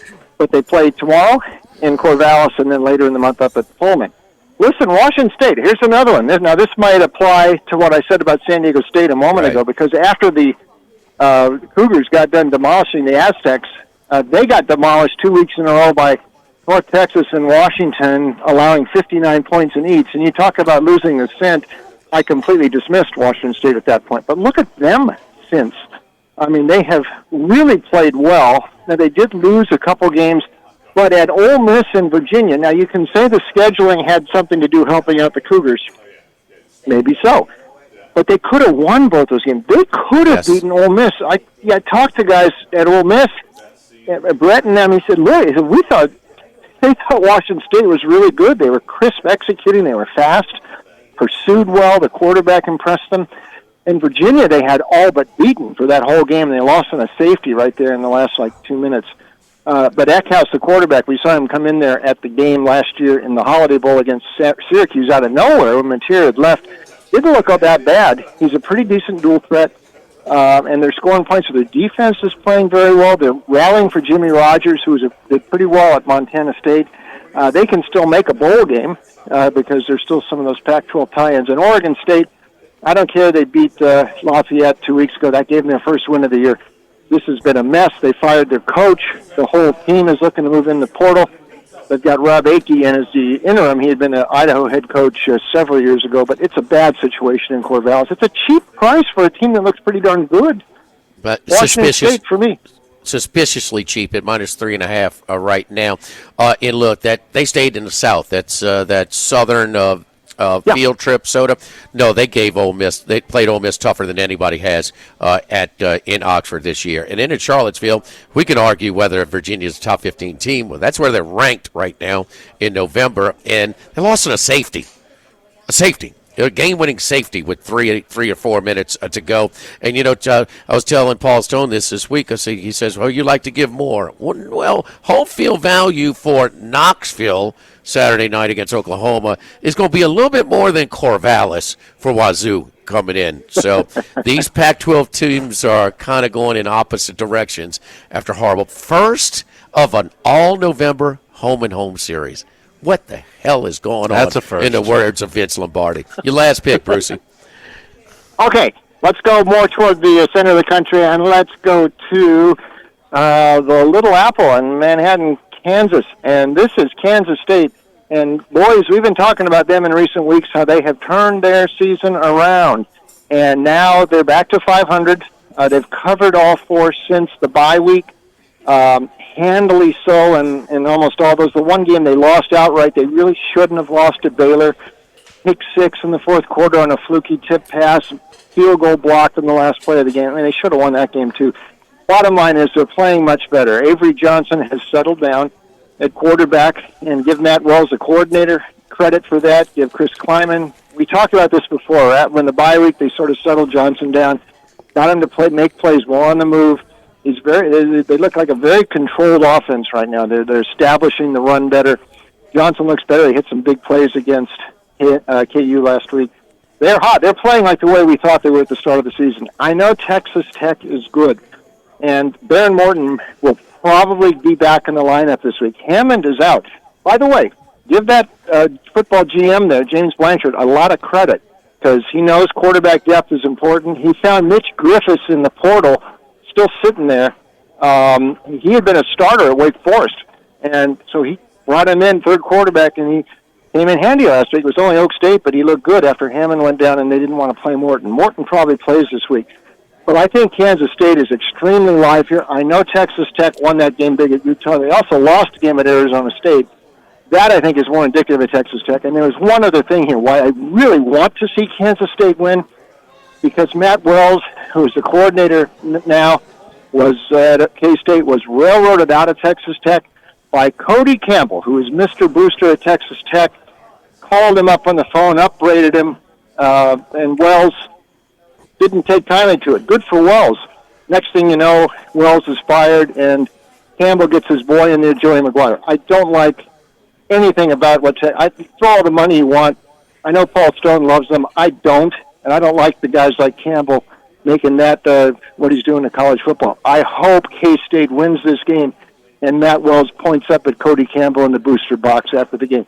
I'm taking Kansas State in this one, maybe to win outright, but let's just keep it plus 7 or so in this game. I might be a pretty good GM with Double Eagle backing as well. The company. But I'll take your Sherwood Blunt in your T-Boone Pickens, and well, you got Cody Campbell right now. Kansas State started out 0-4 against the spread, 4-0 against the spread since. This will be the fourth straight game. They're underdogs. That's right. They've won their last three outright as an underdog. The only one they covered. They didn't lose. The 53-yard field goal by Baylor to win it. Their 50-plus yard field goal was blocked at the end. And wonder about Kansas State and Iowa State, sort of residual effect from going over to Ireland and playing this year. So, all right, Brucey, good job. So, all right, Double Eagle. All right, listen, try not to start too many rumors. Did we have Brett Norsworthy? Is Lane Kiffin, does he have the Net Jets in Baton Rouge yet? That's all they're talking about up there. By the way, I'm heading up to the Bay Area now, and that's the only place where you go where they check your voting record before you actually go in. So I don't know if they'll let me in or not, but I'm actually going to see the grandkids. Good luck to you, Brucey. Yes, I need it. Thank you. All right, we'll talk to you next week. Don't forget our friends at Total Maintenance, one of South Louisiana's oldest and largest AC and heating companies since 1980. Weather is beautiful right now, but this is the time. If your unit is over 10 years old, if it was serviced this past year, had to do some reparation, it's on life support. Listen, now is the time to get a great deal on getting a replacement unit. They carry Carrier, American Standard, Daikin, Rheem. Call them today at 480-1000, 480-1000. Also, it's cooling down, so heating safety inspections are critical. Be safe. Family, come on. You got to do this. You hear those horror stories. Call them up and schedule your heating inspection check right now at 480-1000. That's Total Maintenance. Live at Rufino's Lock of the Week Friday, presented by Tex Morris at Edward Jones Investments on 104.5 ESPN Baton Rouge. Charles Hannegrift's 5-pack of picks. Brought to you by Supreme Rice. Make sure you use Louisiana rice, grown by Louisiana farmers since 1936. Available at most local grocery stores. Supreme Rice. It was 3-2. I think it was 3-2 last week, Jimmy. I got the results from 4 of them. I was 3-1. Did LSU win last week? First half. You had the first half? No. The whole game. I was looking around for the results of that one. Max, what were the results last week? I was 3-2. Everybody that participates on Friday. 3-2. 60%. Pretty good. 60%, Charlie. You heard Chris. And look, Macero, I don't know if you've recognized, he'd be a little cranky. He was complaining about the weather in San Diego. Yes, I've heard. Dude, you need to hush. I mean, complain about the weather in San Diego. Yeah. So let's see what we can do. Tonight, North Carolina plus 2.5. Okay. At Syracuse. Last 2 weeks, UNC's been getting better. Lost to Cal by 3 at Cal. Yardstick was equal, -3 in the turnovers for North Carolina. Last week, they lost 17-16 in overtime to Virginia. Outgained the Cavs by 94, but -2 in the turnovers. Can I get just -1 or even? I think I'll be okay with North Carolina. Syracuse has lost 4 straight since Ricky Collins became the starting quarterback. He's struggling.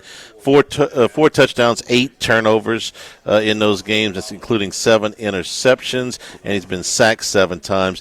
And he's not getting any help on the other side. The Orange defense hasn't allowed less than 30 in the last month. Give me Chapel Bill tonight. North Carolina plus 2.5. I'm going to take Texas. Chapel Bill, yeah. They got that. Chaperone, what is it? Trademark. OTT, what is it for me? What's that song? OTTTOGO. Yeah. We've got Jade not to go. Come on, Charlie. What happened to him? Texas -3 against Vanderbilt. Amazingly, Texas hasn't played a game in Austin since September the 20th. The crowd gets a top 10 opponent this week. Vandy and Texas. Their schedule's so unfair. I know. They've been pushed the last 2 weeks. The Doors with a couple of 7-point wins at home against LSU and Mizzou. Texas overtime wins on the road at Kentucky and Mississippi State. We've talked plenty about that. So the difference here for me is Texas is coming home. Vandy's on the road. I still think Texas has got more roster here. This is a lot for Vandy to that the game against LSU, the game against Missouri, now this game. If Manning doesn't play, I'm fine with Matthew Caldwell. Manning's still in the concussion protocol, though he did might practice. Be better. Yes, yeah, I like Matthew Caldwell when I've seen him play. He come off the bench cold and throw that touchdown pass might in the be corner. Better. Yeah, that ain't bad. I know Vanderbilt's a popular pick, but I'm gonna take Texas -3. I'm going to take Kansas minus 24.5 against Oklahoma State. I usually stay away from these big lines, but Okie Light is 1-7 against the spread, and they're 1-7 straight up. And not only are they not winning, they're not coming close to covering. They failed to cover since the opener by an average. Failed to cover by an average of 17 points. Kansas is just so-so, but in horse racing terms, on Breeders' Cup weekend, Jimmy, they are taking a significant step down in class here. Jayhawks take out their frustrations, rock chalk, land against Oklahoma State, who is ready for the season to be over. I'm with Bruce on Kansas State, plus 7.5 against Texas Tech.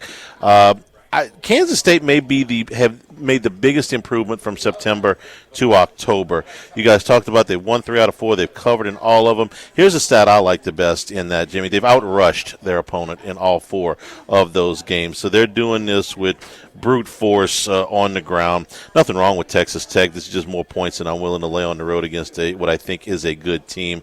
So give me Kansas State plus a 7.5. And I got a good idea that you like this game too, but it's one I really like, is Tennessee minus 3 at home against Oklahoma. Tennessee just scores too many points. I think if this gets into a shootout, I'm going to take the better offense in the home team.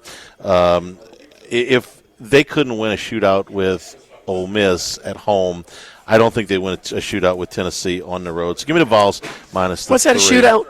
34-26. Maybe not a bit. Higher scoring. Yeah, a little bit. Shootout might be a bit strong, but Oklahoma spotty. Didn't do a whole lot for most of the game. Had a safety against them. I mean, they punted a lot. Mateer look right to you?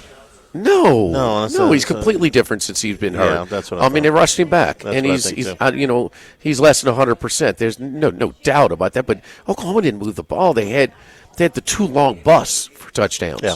One was like 65, one was like 75. The 2 long busts for touchdowns, and I mean, they count. I get that, but Ole Miss at their place. I thought Oklahoma. Max, did you bring that up about Oklahoma's opponents offensively not as strong? Oh, that was yes. Yeah, it's weak. So I mean, when I picked Ole Miss last week, Ole Miss consistently moved the ball. Didn't have in little rainy conditions, a little wet conditions. A little like LSU's defense, right? For a while, feeding off of bad a little bit, yeah, a little bit. Who's the worst defense, Tennessee or Ole Miss? Tennessee, I think. I think Ole Miss might be a little bit better on defense. Okay. It's close, but I think a little bit. I heard Jacob and them talking about today, Tennessee highest price ticket. Okay. Yeah. Okay. I mean, now they did. That was one of those Butch Jones blown leads. About that's right. They played a years home ago. I remember that now. Yeah, when they blew the lead, one of those leads that they blew. Stoops was still the coach. They pulled it out. I want to say that's the year that Oklahoma went to the playoff, the first year playoff, and got housed by Clemson. And Alabama housed Michigan State. Okay. I could be wrong, but we remember these things sometimes. Yes, Kansas State 0-4 to 4-0. ATS, Avery Johnson running the legs. Now, last week he didn't run it as much because once they built the lead against Kansas, he just handed it off. But again, 4th straight game that they're underdog in. Yes, Barry Morton, the senior quarterback, will start for Texas Tech. Wonder if it's a Vikings type of ding. Okay, now that Wentz is officially out, because the freshman's officially out. Do we rush him back? Is he 100%? It's something to think about. Rock, chalk, chalky, Charlie. Oklahoma State has been so dreadfully bad. Is Oklahoma State more of a landing spot than LSU for Uptown John? I actually think that Uptown John's most likely spot is Auburn. Okay. Alabama guy. I just grew up in Huntsville. I think this. Coached at Troy. We can safely say at least this is the highest spot for him. Yes. I mean, what's the lowest spot? Kentucky. You think because Kentucky's worse than Oklahoma State? I think it's harder to win there, yes, because of the conference, yeah. Okay. Might be more money at Oklahoma State because of the basketball thing at Kentucky, but I think it's easier to win at Oklahoma State than Kentucky is. Arch and concussion protocol on a running play. He is not a natural runner. Just saying, got hurt at Ohio State being a runner. He's not going to be drafted high, and he's going to get drafted high in the NFL for his legs. He will be drafted for his arms. So just, that's a bad one. How about Syracuse, the different quarterbacks? Remember there was a hot quarterback competition in Syracuse? And Jelly, 329 a game. Collins, 159.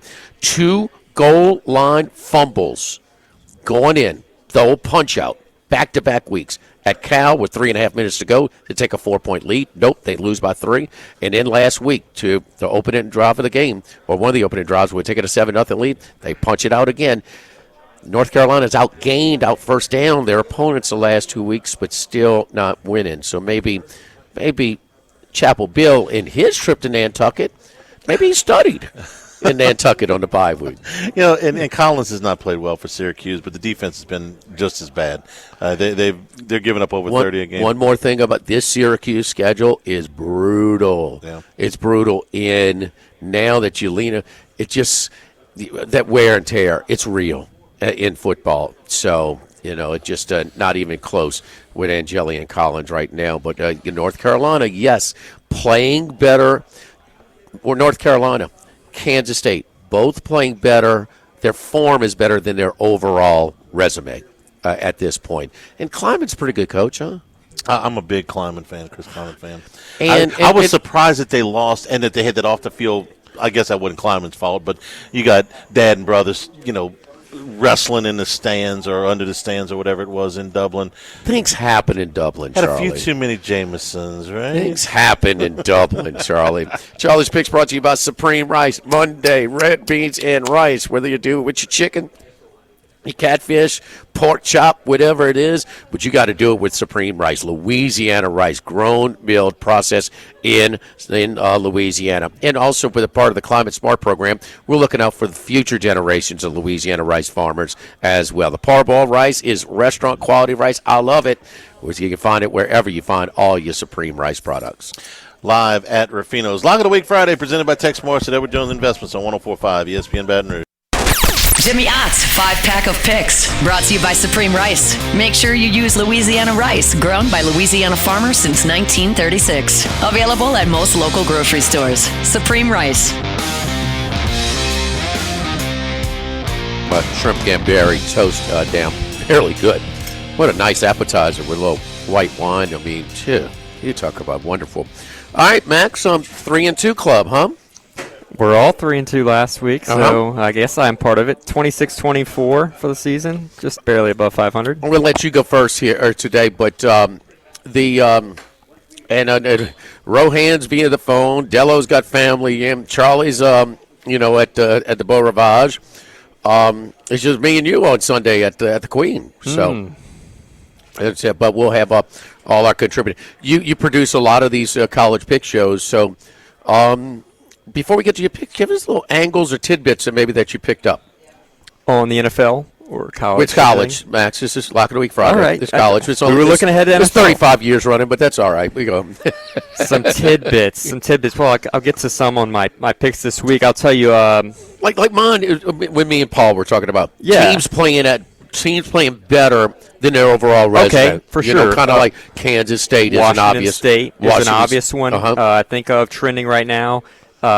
Just going down the list, I mean, Penn State's no better than they have been. I thought they might take an interim boost, but they have not improved. Air Force is one of those teams playing a lot better right now. If you look at the lower level teams at the moment, Baylor's going backwards. I really like them this year, but they've just kind of crumbled. We'll see. They're 3-point favorites this week against UCF. I mean, Tennessee, y'all are trusting their offense. I get that, but their defense is bad. Their defense is really bad. So I think can Oklahoma score? I think is a question in that game. If Oklahoma was playing in Norman, I'd lay the 3 there. I'm going to lay the 3 in Rocky Top. So I know that place is going to be juiced. And then I know that. USC, Nebraska, interesting there just because USC is so bad on the road. We've talked about that. Maeva, number 1 in total QBR. Did we get an official announcement out of Auburn? Who's starting? I will look that up real quick. I have not heard that. All right, no Michigan State either? Michigan State, I believe, is sticking with Childs at this point. Okay. I think they're starting him. All right, you count now. You're an alum. I do. I guess that. Go ahead. Yeah, it's been a rough week. I think that's fair to say. I won't go as far as to say they're just screwed from this because I think there are enough coaches. You can go way down the list and maybe not get the guy you want and still hit, right? They didn't want Ed Orgeron. That wasn't their first hire. They wanted Tom Herman. they got Ed Orgeron and won a national title. I think that was a more successful coaching tenure than Brian Kelly's just now, and you could say they probably wanted him a little higher, right? So. Yeah, I mean, you can still back in maybe to a great coach here at LSU. It's just, do you have the top options now? Maybe you made it a little harder at the very least. I think some people involved, and one thing I've learned over the last couple of weeks is that LSU's private donorship is pretty damn strong. For sure. And, you know, we hadn't come up in a while, and I know a couple of them. And they may, to hell with the governor, they're gonna give him a big contract. So they can do that, or they can go down the street and get Summerall. I mean, he'll come for a 5-6 year deal for, a performance base. You can get that level coach. I mean, Summerall could come here and light it up, okay? He could go somewhere and light it up. He can go somewhere and flop, okay?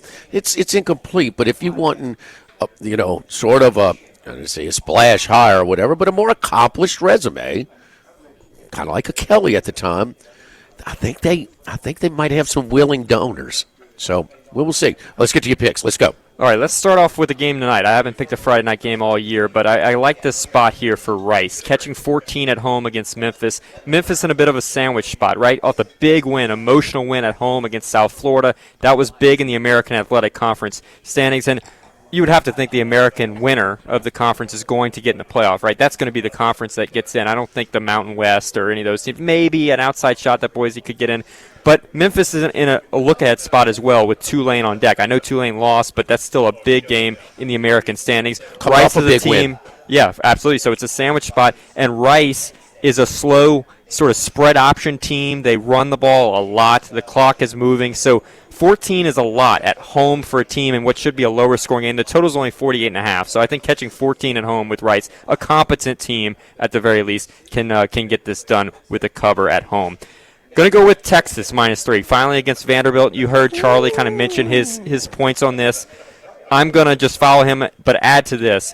Vanderbilt last week struggled offensively because they were getting off the field on third downs rather than staying on the field, which has been their big strength, right? They've been a great third down team. We saw it against LSU, 3rd and 8s. They would advance the chains almost every time, it felt like.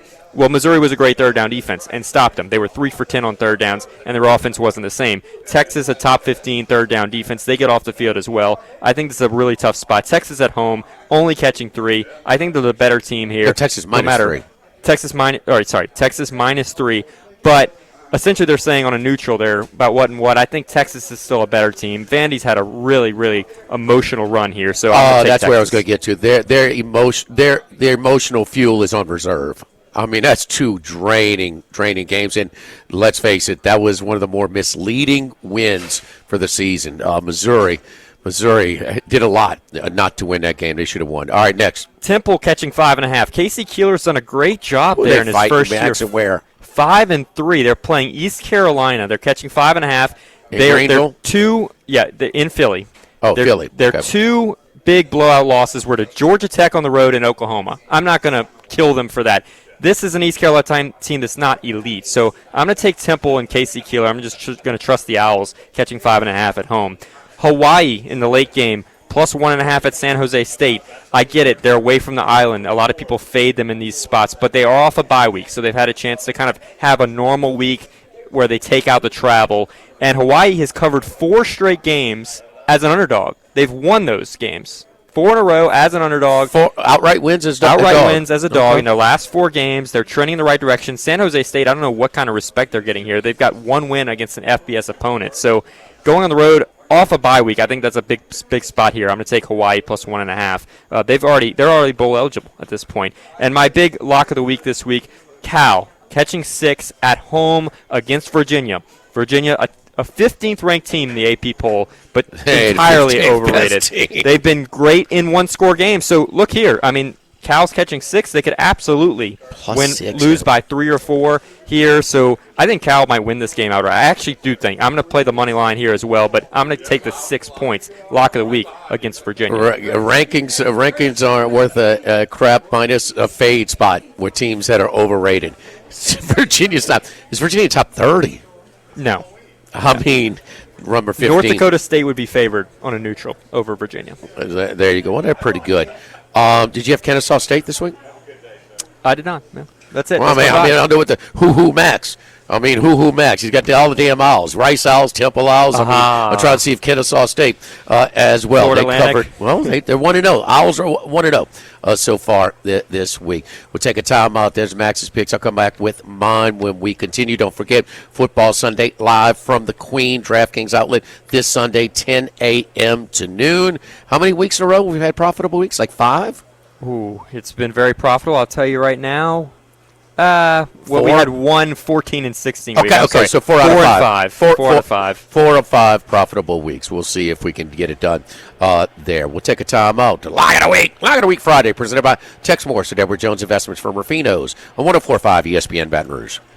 Live at lunch.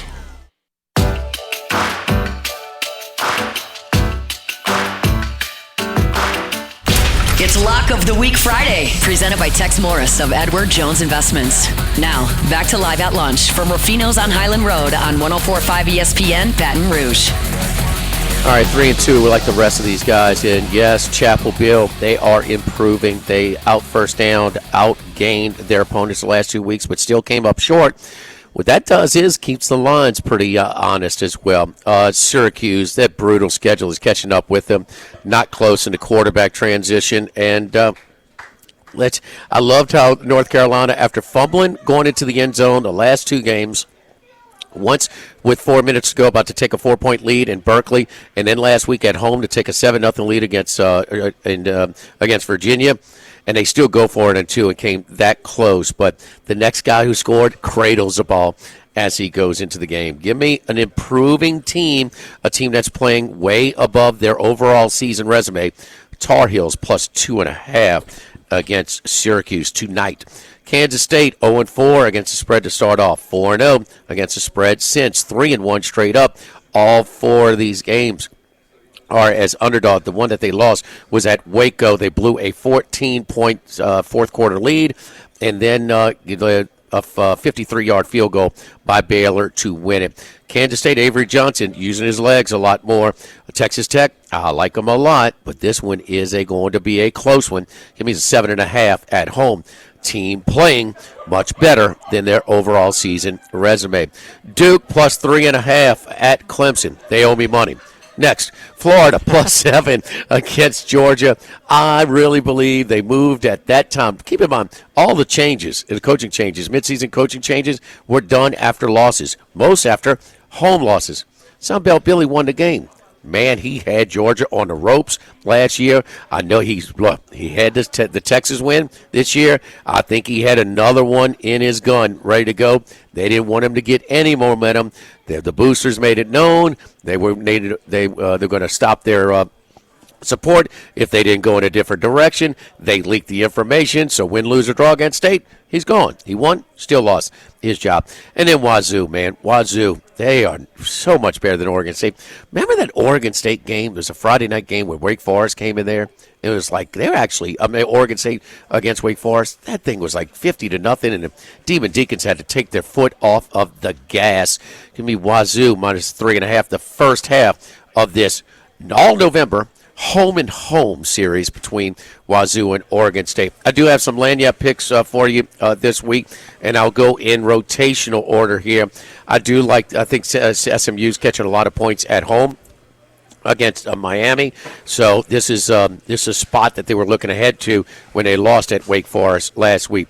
Speaking of Wake Forest, they're catching a lot of points. Going to Tallahassee, catching 10. They're a better team. Now, Florida State is coming off of a bye, but, man, I felt like I was watching an interim coach when Patrick Surtain Sr. was dealing with the media this week. No, Norvell's still there. That's a hefty buyout if they want to come right after they just completed their football ops center, which is the newest one on the block. I think Ole Miss might rout South Carolina. Big win for Ole Miss? Absolutely. South Carolina, that was an emotionally draining game as well. They should have beaten Alabama last week. Alabama gets a tipped pick six to start the scoring, And then the fumble at the end of the game, South Carolina found a way to lose that one. Didn't give you Nebraska. It's been knocked down from 6.5 to 4.5, but I will be on the Huskers in that one. I want to go back to Georgia real quick. Yep. They're 3-1 against the spread this year. Yeah. Did they deserve to cover against Ole Miss when they were 7.5 point No, favorites? I had Georgia and felt like no. Did Auburn get robbed in that game? Absolutely. So we're looking at a totally different team if those games didn't kind of fluctuate sharply at the very end due to refs or due to just late miracle runs. And they covered Georgia. Kentucky by half a point. By a half point, and they pushed against Tennessee. So, I mean, they have not been great against the number. Oh, I had them lose in the spread against Tennessee. Okay, so maybe they were 3.5. Yeah. There you go. They're, that's what I said. This 3-0 ATS run by Georgia is on life support. They're not. One thing I got right this year, and listen, you look at the preseason rankings, it's tougher than ever. You're trying to forecast the college football season. It's tough. I mean, we look for one a year in the top 10 to finish unranked. You might have 3 or 4 this year. Georgia, and the one thing about it that I did not anticipate with this new era of roster building is, okay, well, you're going to give the haves even more money, and the have-nots are not going to have. Well, you don't have your depth. It's football. You're going to lose players. Your depth that might be future NFL players are going to play for other people. The super teams in the SEC don't exist. Tell me a Georgia team, a Kirby Smart team. What were those drives that Ole Miss had? 75, 70. None were like short field drives. Long, sustained touchdown. 5 possessions, 5 touchdowns. Now, they finished strong. 3 and out, 4 out. But that just doesn't happen. Georgia is a tick off. They were lucky. They were fortunate. Kirby Smart admitted it to beat Tennessee. And Ole Miss could have had them as well. Some people just outside the practice facility at Georgia this week heard a lot of Kirby yelling, I will say. They're off a bye week. That's the only thing they got going for them. Yes, indeed. All right. We got Hunt's up next. Hunt, keep on rolling, baby. He's an alum, too. He counts. It's been a long week for him. After A&M, oof.